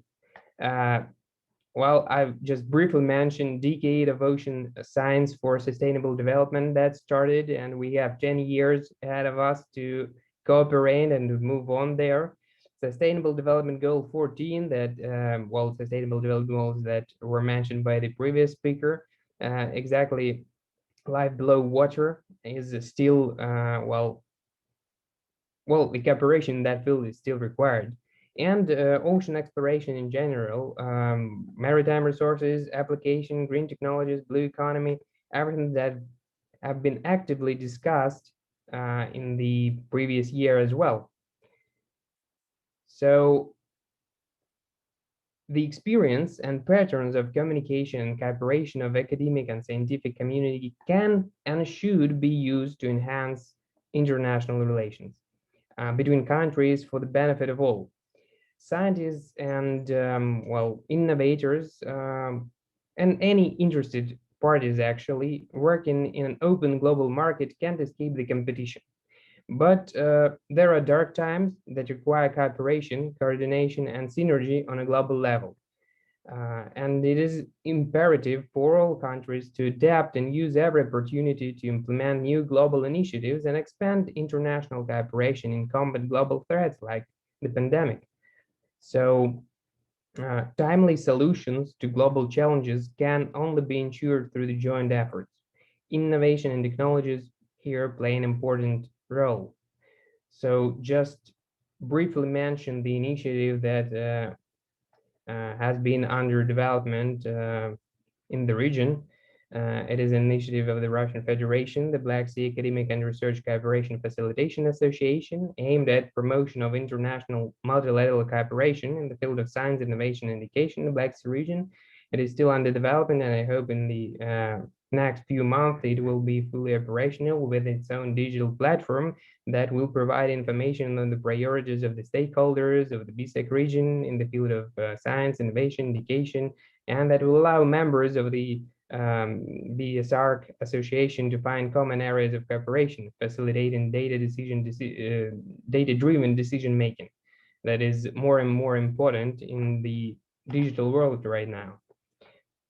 So moving on just to the regional agenda and statistics. So Global Innovation Index that ranks the world's countries and economies through innovational measures, environments, and outputs gives us the, well, the representation of BSEC region, as we can see it on the slide. So in general, the countries have been rapidly developing the environment for innovation, although there is still room for improvement. As you see, no one gets 100, even Switzerland ranked first in that index is only around 66. Yeah, score is 66. Moving on. So the Doing Business Index, one of the yeah, another one that measures innovation and recognized by the most of the authorities in the world. So this ranking shows that the BSEC region and BSEC member states are actually pretty good in developing innovative environment, and it is very important for us in this case to cooperate in that field. For instance, in Georgia, Greece, Armenia, and Azerbaijan, despite the relatively low impact of SMEs on the economy, well, all of this shows that the state's determination to create better conditions for the development of innovation, well, development, SMEs, and startup activity, and in general, innovation environment is developing, and that's that determination is very high. So Georgia, Azerbaijan, Turkey, Serbia, and Russia provide most supportive environment according to that ranking for doing business in general. So recent years have witnessed improvement of national business environment, and in this regard, the cooperation and exchange of best practices in this particular field, I mean innovation and startup activity, well, should be implemented, especially considering the data on the unemployment. Of course, the data on unemployment and the employment rate in 2020 should be further analyzed, However, the average unemployment rate in the BSEC region is around 10%. However, still there are ways to improve that index because the pandemic, while it hit hard all countries and all regions, and I believe the modeled International Labor Organization estimates could be somehow, well, further on, later on this year could be corrected. However, the BSEC member states and, well, the countries in the BSEC region, they are doing a lot to, well, increase or to decrease unemployment and increase employment, especially among youth, because in the BSEC region, the same number for unemployment among youth is 23%, so it is even higher. And in this regard, the involvement of youth to the innovation activities and initiatives is of a great importance for all of the region. Of course, in the times of the pandemic, scientific cooperation, science diplomacy can be truly seen as tools for solving common problems. And in conclusion, I would like to share the results of the international conference that took place a while ago. So I believe that these data could impact further discussion or fire up the further discussion as you wish. So that international conference took place in March and gathered more than 150 participants from 13 countries. So as you see, more than 60% of the participants from the Black Sea region experienced no change during the COVID-19 pandemic in their work-learning environment. Interestingly, the attitude towards remote work learning changed from neutral before the pandemic to positive during the pandemic. Moreover, there is no change in efficiency of work learning in remote format, which is indeed interesting. So, as for convenience of the remote work of most of teachers or researchers and students, almost equal distribution here, while most of them are inclined to yes. While the majority believes that remote format is only effective for international cooperation, well, when real contact is impossible. For 37%, it is quite effective though. In any case, during the pandemic, the majority of the participants of the conference from the Black Sea region acquired new digital skills, and most of the people haven't lost any communication skills. Moreover, 27% gained new communication skills while working and learning remotely. Well, that's a bright side here. However, after the global pandemic, more than 40% when learning in the master's program or training courses, well, they would prefer face-to-face format. Dr. Afanasieff, I would like to call you to wrap up your thoughts in approximately 1 or 2 minutes. I apologize for that, but we're running short of time. Sure. So, well, 70% don't approve the idea of keeping remote learning after the pandemic in schools. Cooperation in the field of education, as well as tourism and ecology, is non-sufficient, if you see here. So according to the surveys,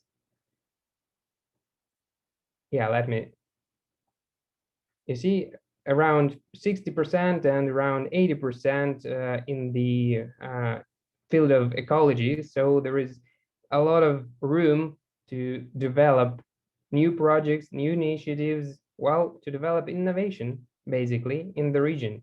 So, and basically that is it. So in conclusion, that would be reasonable, I guess, and polite for our colleagues to give you the link to the survey. If you are interested, we can give you the link to the survey, so you will contribute to that survey as well, if you would like to. And on this, I would like to end the presentation. Thank you very much for your attention. And if you have any questions, I would be very much delighted to answer them. Thank you very much, Dr. Athanasiou, also for complying on time terms.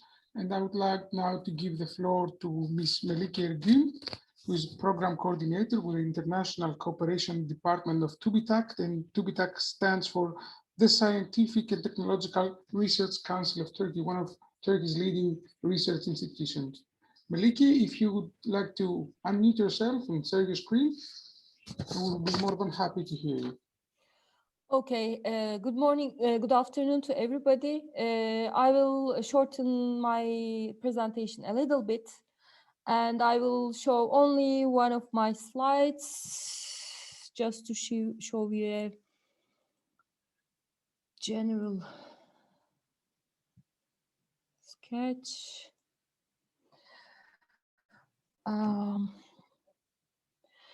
Indeed, I will give a general picture what we did in Turkey, not in Turkey, but as TÜBİTAK, what we did during this COVID-19 pandemic, and what are we going to do, what are we planning to do in the future as the main research funding organization in Turkey.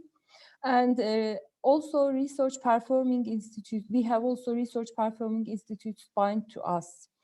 Our main slogan is co-creating and succeeding together from now on, because we see that co-creation and working together put a lot on our funding, our projects, and our money indeed.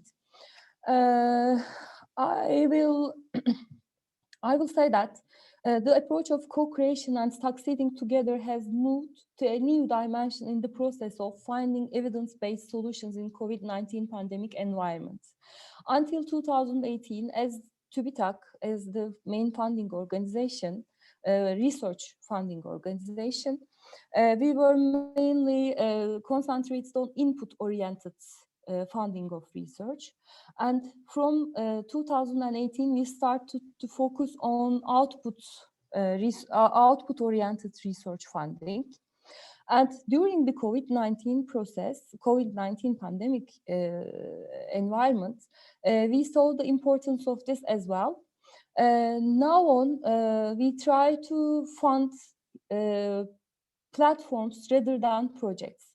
We are trying to fund many different research organizations together, working together and creating together. We are now, as soon as the COVID-19 pandemic occurs, we started to fund the COVID-19 Turkey platform, which is composed of over 400 researchers from different organizations, research funding or research performing organizations in Turkey. This is combining universities, public R&D units, private sector units, and many scholars, some of them which we give funding, the young researchers, the young entrepreneurs as well. Under this COVID-19 Turkey platform now, there are 17 projects going on, 9 for drugs and 8 for vaccines. And now one innovative vaccine candidate, which is a VLP1, reached phase 1 clinical trial, and 2 others are to be initiated soon. We are also funding many other drug projects under this platform. One of the important things about this platform is that we are trying not to duplicate research funding for different research organizations, and to make easy for the public sector, private sector, and different young entrepreneurs, researchers in their areas work together. Regarding this COVID-19 Turkey platform, I also would like to say that we are funding projects until the clinical trial phase, and after that clinical trial phase, we are working with Ministry of Health. They are funding the clinical trial phase of these projects. So this is also co-working example in our country. As soon as we funded this this COVID-19 Turkey platform is formed with a TÜBİTAK Institute in the center. We have a Genetic and Biotechnology Research Institute of TÜBİTAK, which is performing in the Marmara Research Center of TÜBİTAK. And this Research Institute of TÜBİTAK is working as a core of this platform. After this platform was formed, we opened a new call, which is intern scholarship program, which is STAR. This is just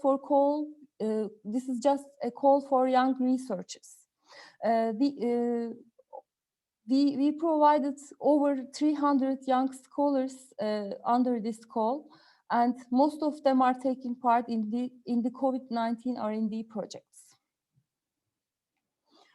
I'm checking my notes as well. Another important issue about this call is that we started to fund these projects very quickly. For instance, for the START program, after the closure of the call, it took only 2 weeks to start to evaluate the projects, and we started to fund the scholars as soon as possible. There was also a rapid call for the R&D projects of SMEs for combating COVID-19.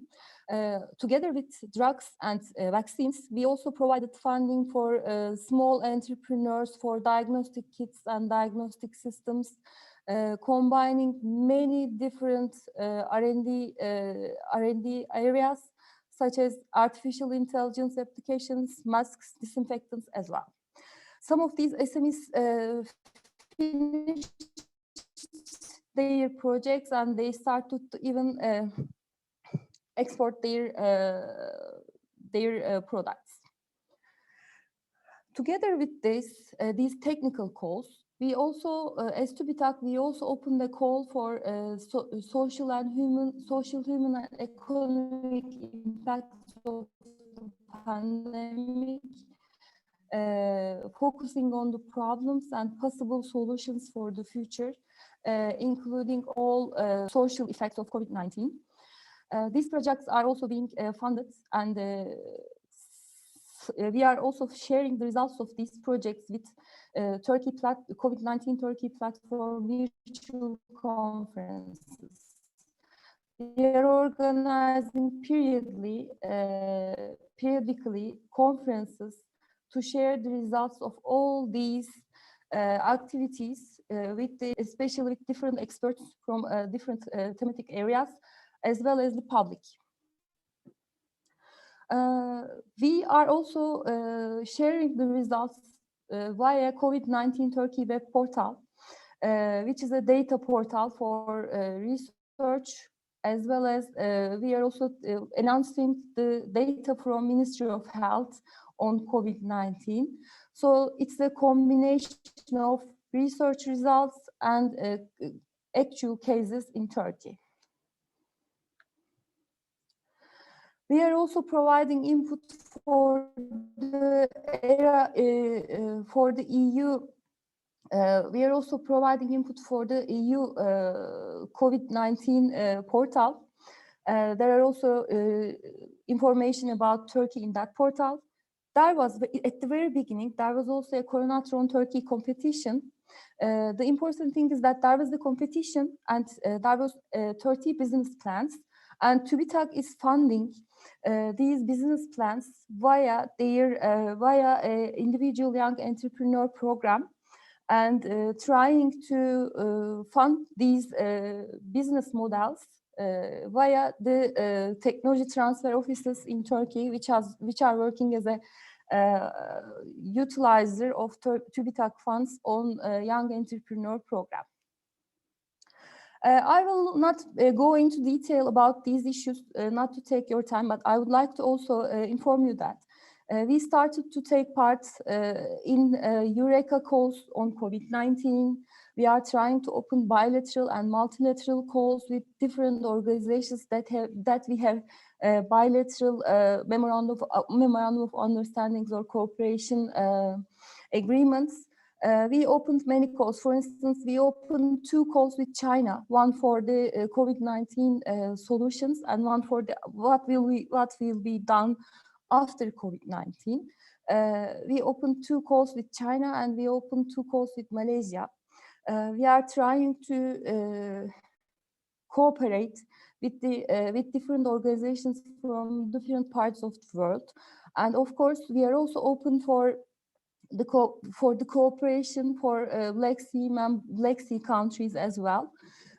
So we see that it is very important to co-create and succeed together in such a common problem, and such an important problem affecting not only health sector but also many different sectors around the world, also of course in the Black Sea area.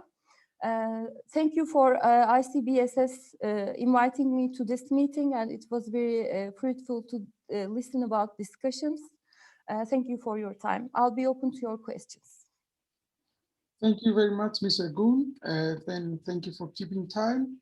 Without further ado, we are moving to the last speakers of this panel, and I would like to give the floor to Assistant Professor Dr. Renata Petrevska-Nekoska and Professor Dr. Milan Baltov from University of Ghent and University of Bitola and the Burgas Free University respectively. We can also see your screen. If you could just please, if you could just press the full screen button, it would be great for all of us. I hope that it should be okay, but even like this, it's visible, right? Please confirm. Yes, it is. Thank you. So the organizers, with Professor Milan, my colleague and friend, with whom we met on an actual hackathon, and where we don't know each other in person, we actually continued to collaborate in a perfect manner. So Professor Milan, I hope he can plug in, or I just continue. Maybe he's having technical difficulties. Okay, I will start on behalf of both of us and go through the presentation, trying to capture both moments of global thing that we will try to describe here as EU versus Virus Hackathon, and its relation to the Black Sea region. And when we were discussing, it was always also which countries are there, the main countries, but also the basin of the river. So it was very nice to reason, interesting to reason what fits, let's say, in this direction. But I think that you will relate to all, and the discussions will interrelate among each other for sure in this sense. So yeah, we mentioned the pandemic. And there will be a poetry inside. Yeah, Milan, hello. So would you like to jump in here, or do we continue? No, it's a nice introduction from Renata, because in the morning session there was this presentation by Patricia, and she mentioned not only about the common maritime agenda, but a new instrument that is Innovative Regions Europe. And with this new instrument, the regions will be regarded not only as countries with certain coast at the seaside, but also as regions. So we see quite an alliance between Bulgaria, Greece, and North Macedonia in the case. But about coming back to the war times, warlike, fortunately it will not be a war, but last year, at that time, it was not only a pandemic, but it was really a crazy moment. And exactly at this moment, but I will give the word to Renata, happened the biggest ever hackathon in not only in Europe, in the world. I think it was exactly on the 21st and 22nd of April. Yes, it was. Renata, after this warlike times, what happened exactly? let's tell the story because it really is distinctive. So thank you, Milan. So it's EU versus virus. It's a hackathon, but why it's not the usual? Because it was initiated, facilitated by the Commissioner Maria Gabriel and the EIC, European Innovation Council, and European Parliament, Region of Committees, European Economic and Social Committee, and national curators, we call them, in each of the countries. So you can imagine that it was very global. The statements, the qualifications were pan-European, but then the some of the main organizers were from, I don't know, Turkey or other countries in Asia. India. Yeah, for sure. Participants all across the regions. Here, it's not visible, but just to know that there was a chart of applied projects with background team members from different countries, all of which extended list of countries on global scale. So the reference here to the region would be that in different roles that happened on this organization and event, population, be it academia members, academic citizens, be it businesses, municipalities, governmental representatives, all try to onboard and make a positive difference, all on voluntary scale. So European Commission partnering with all other stakeholders, and as Melike said, co-creating. So we always use something now. It's inevitable because this grant challenge actually necessitated for that. So briefly, this was distinctive not just for the voluntary aspect, but also for the open, pragmatic, let's save lives mission. So it wasn't just the output, it was the outcome to be achieved. So everybody deployed, and believe me, at every step of the way, not all access to all platforms has been given, or not all capabilities were there. So a lot of innovation happened also, not just within the projects and teams that submitted. So it was 2,150 solutions, 25,000+ participants across the world, 41 countries, challenge domains and everybody. But it was also the mechanisms that were driving these efforts to somehow shorten their route to market. So being involved with the European Innovation Council, for example, for the SME instrument, we know that this Death Valley is very hard for all the startups or the innovative projects, and they need support. And here it was hackathon, matchathon. So we tried to bring them. I was leading the academia and R&D partners team. We tried, and Miriam was one of our most contributory partners as individuals. Just to say about the matchathon, I was thinking it could be a match, but in fact it was matching investors and candidates. Yes, true. So this profiling and matching helped these projects somehow shorten the timeline to market, meaning to market also to social contribution. And there was also another stage, launchathon, helping them via the EIC COVID platform, via all the other aspects that are necessary in this ecosystem to make an impact, let's say.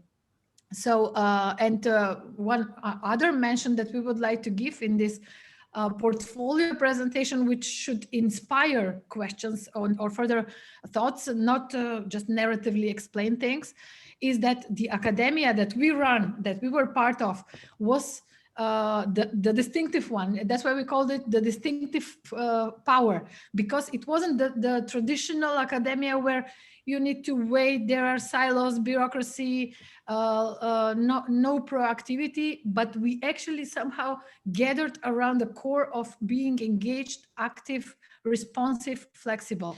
And that's why we are very proud, because we were part of that. So this is the academia chart, and it took 37 countries contributing from incubators, accelerators, trainings, test beds, different contributions, and pledges, sort of dedicated efforts for the project.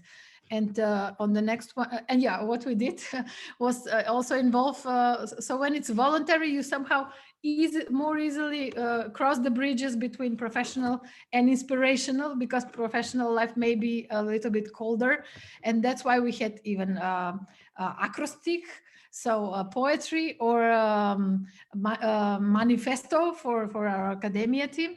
So that is something that I worthwhile mentioning, because life is a package. It's not just one or two disciplines. And another thing I would mention, and then we continue with Milan's wrap up, is that out of this phenomena, not just those projects continued, there were also several initiatives, cliques, communities.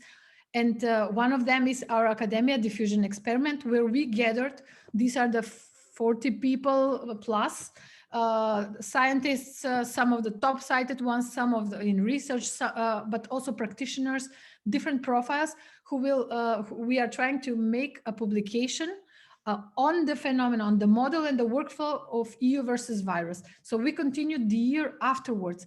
And we are actually meeting the Commissioner Gabriel and Isidro Lazo next month to explain this and see how they can publish it as a methodology or any way that they find fit and we agree upon. And we are addressing as such experimental stage of ecosystem and co-creation of value. We are addressing the pillars of Horizon Europe. We are addressing the Green Deal. If someone wants to see in depth in this, but to sum up in this part, in this section, it would be pointing out complexity, potential ecosystems that can be built with the true motivation and with the true direction, but also ability dynamics of the social intellectual pool when you dismiss the paywall, when you have the freedom to use your capabilities on a global crisis and a historic chance. And that's why, and this is all multi and trans and inter and cross-disciplinary. So we have to emphasize that. And Milan, please, the geoscope. I will add only a few things to what Renata shared, with the highest appreciation for all her passion and professional inputs in the case. I will share that as part of the dissemination, at least I tried to use it in one of the cost actions that is under the Horizon to 2020 called multidisciplinary innovation. And in fact, we invited in June last year one of the winners, one of the 7 category winners, Boris Mitev. His team was quite interdisciplinary. It was also with guys from Sweden and India inside the team. And what comes next is that, again, about the poetry. Nikola Vaktsarov, in fact, is a poet that is, how to say, with North Macedonian origin, born, I think nowadays maybe it's in Greece, this place, Kukush. I'm not quite sure. I don't know, maybe. But yes, both worlds, yes. But at the same time, in Bulgaria, we assume him as the poet of the maritime poet, because a lot of his poems are related with the sea, with the maritime, and not only with the sea, but also the romantic in the machines and in the sea. One of his famous poems is produced and is speaking about the stars in Famagusta in Cyprus. So he's a real symbol of both of the industrial romanticism and the maritime issues inside. But it's quite a lot about the poetry. These pictures are not mine, but you will see some of my pictures that I did when overflying the Burgas Bay.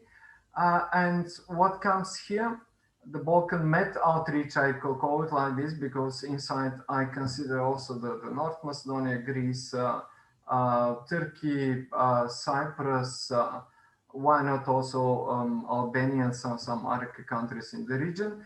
So what we had a clear message from the governments in our countries, and the clear message was not only that we shall put some support money for the businesses, but we shall channel those money towards digitalization and green transformation.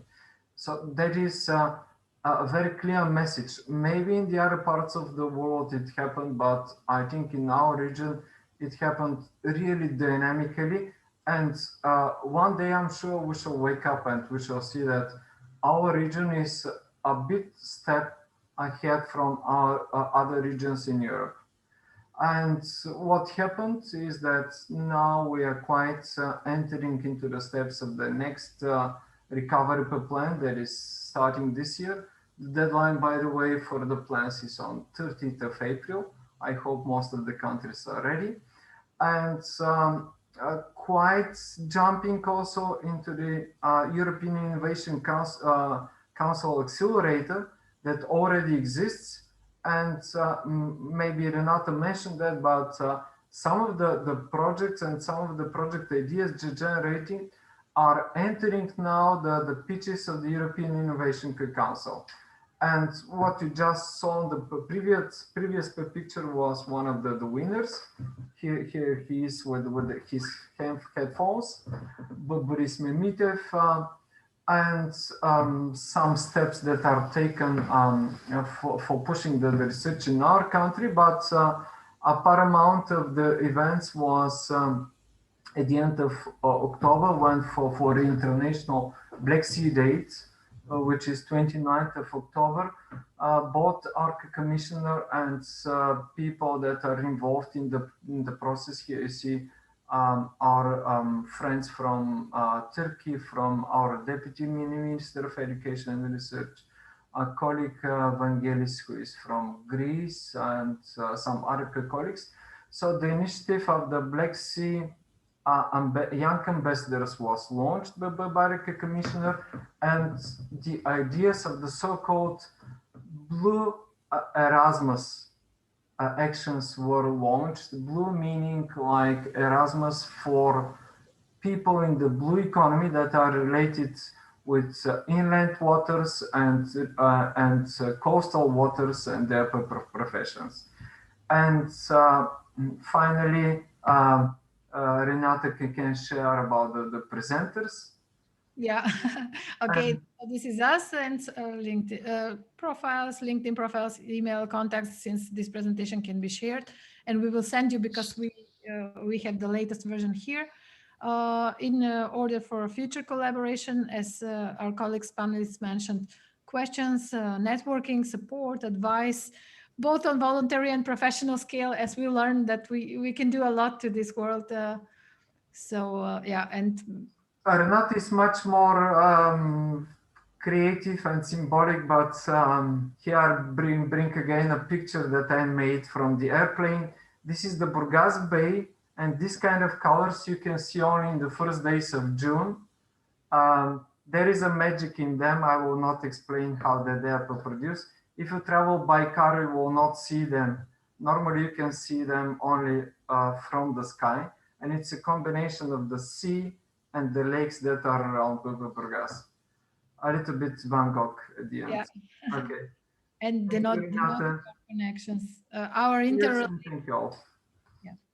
Thank you. Thank you very much, Renata, Milan. Thank you also for keeping time. You are very nice. You're a very good case study when it comes to academia and lockdowns. As you've told us, you've never met before, but now I see that you're working really smoothly, and maybe this is a paradigm for the future.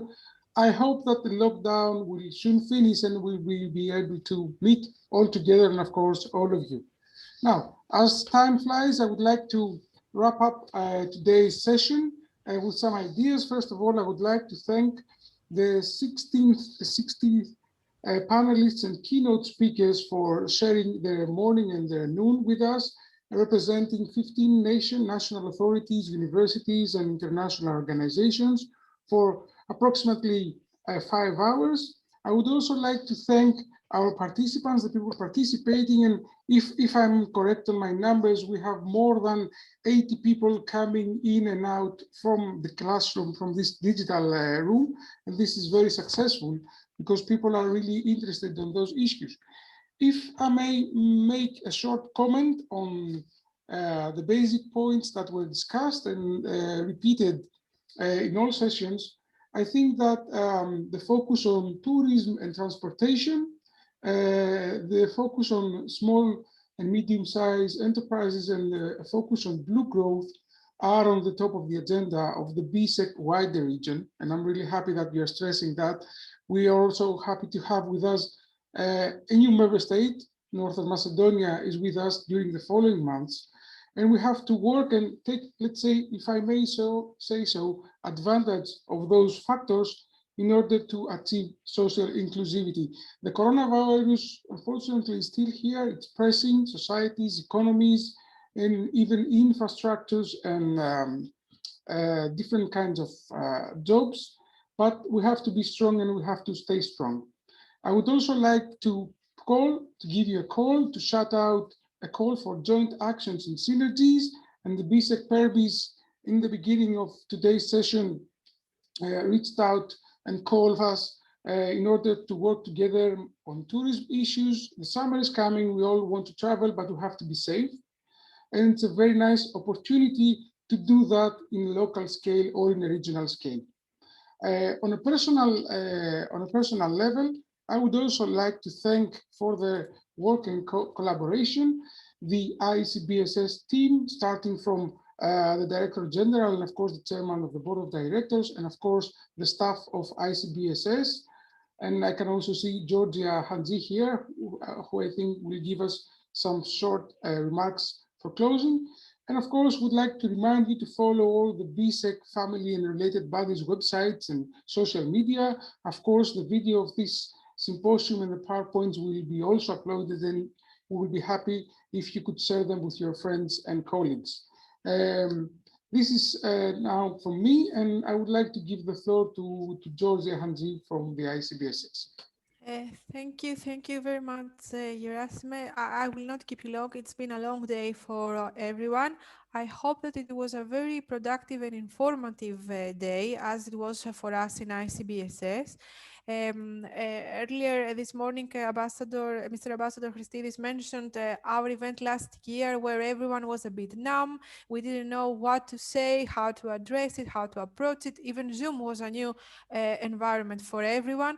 But now we are here again, and we have heard today a lot of initiatives that are already under implementation in the region, but also a lot of ideas and opportunities for further cooperation have been heard.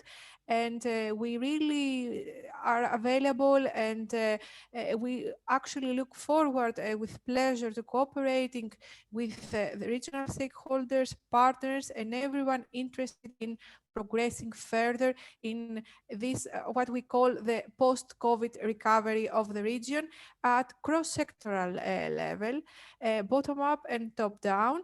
I would like also, on behalf of ICBSS and Mr. Mitrakos, to thank each and every participant and speaker today, and of course to thank you, Gerasime, for taking up on this challenging task, moderating a 5-hour event. Thank you very much.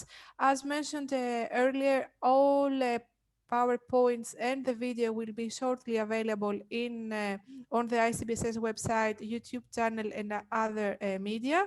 And we look forward to meeting you either virtually on another event or physically when the conditions allow it. Thank you all, and have a nice remaining of the day. Thank you. Thank you. It was a nice event.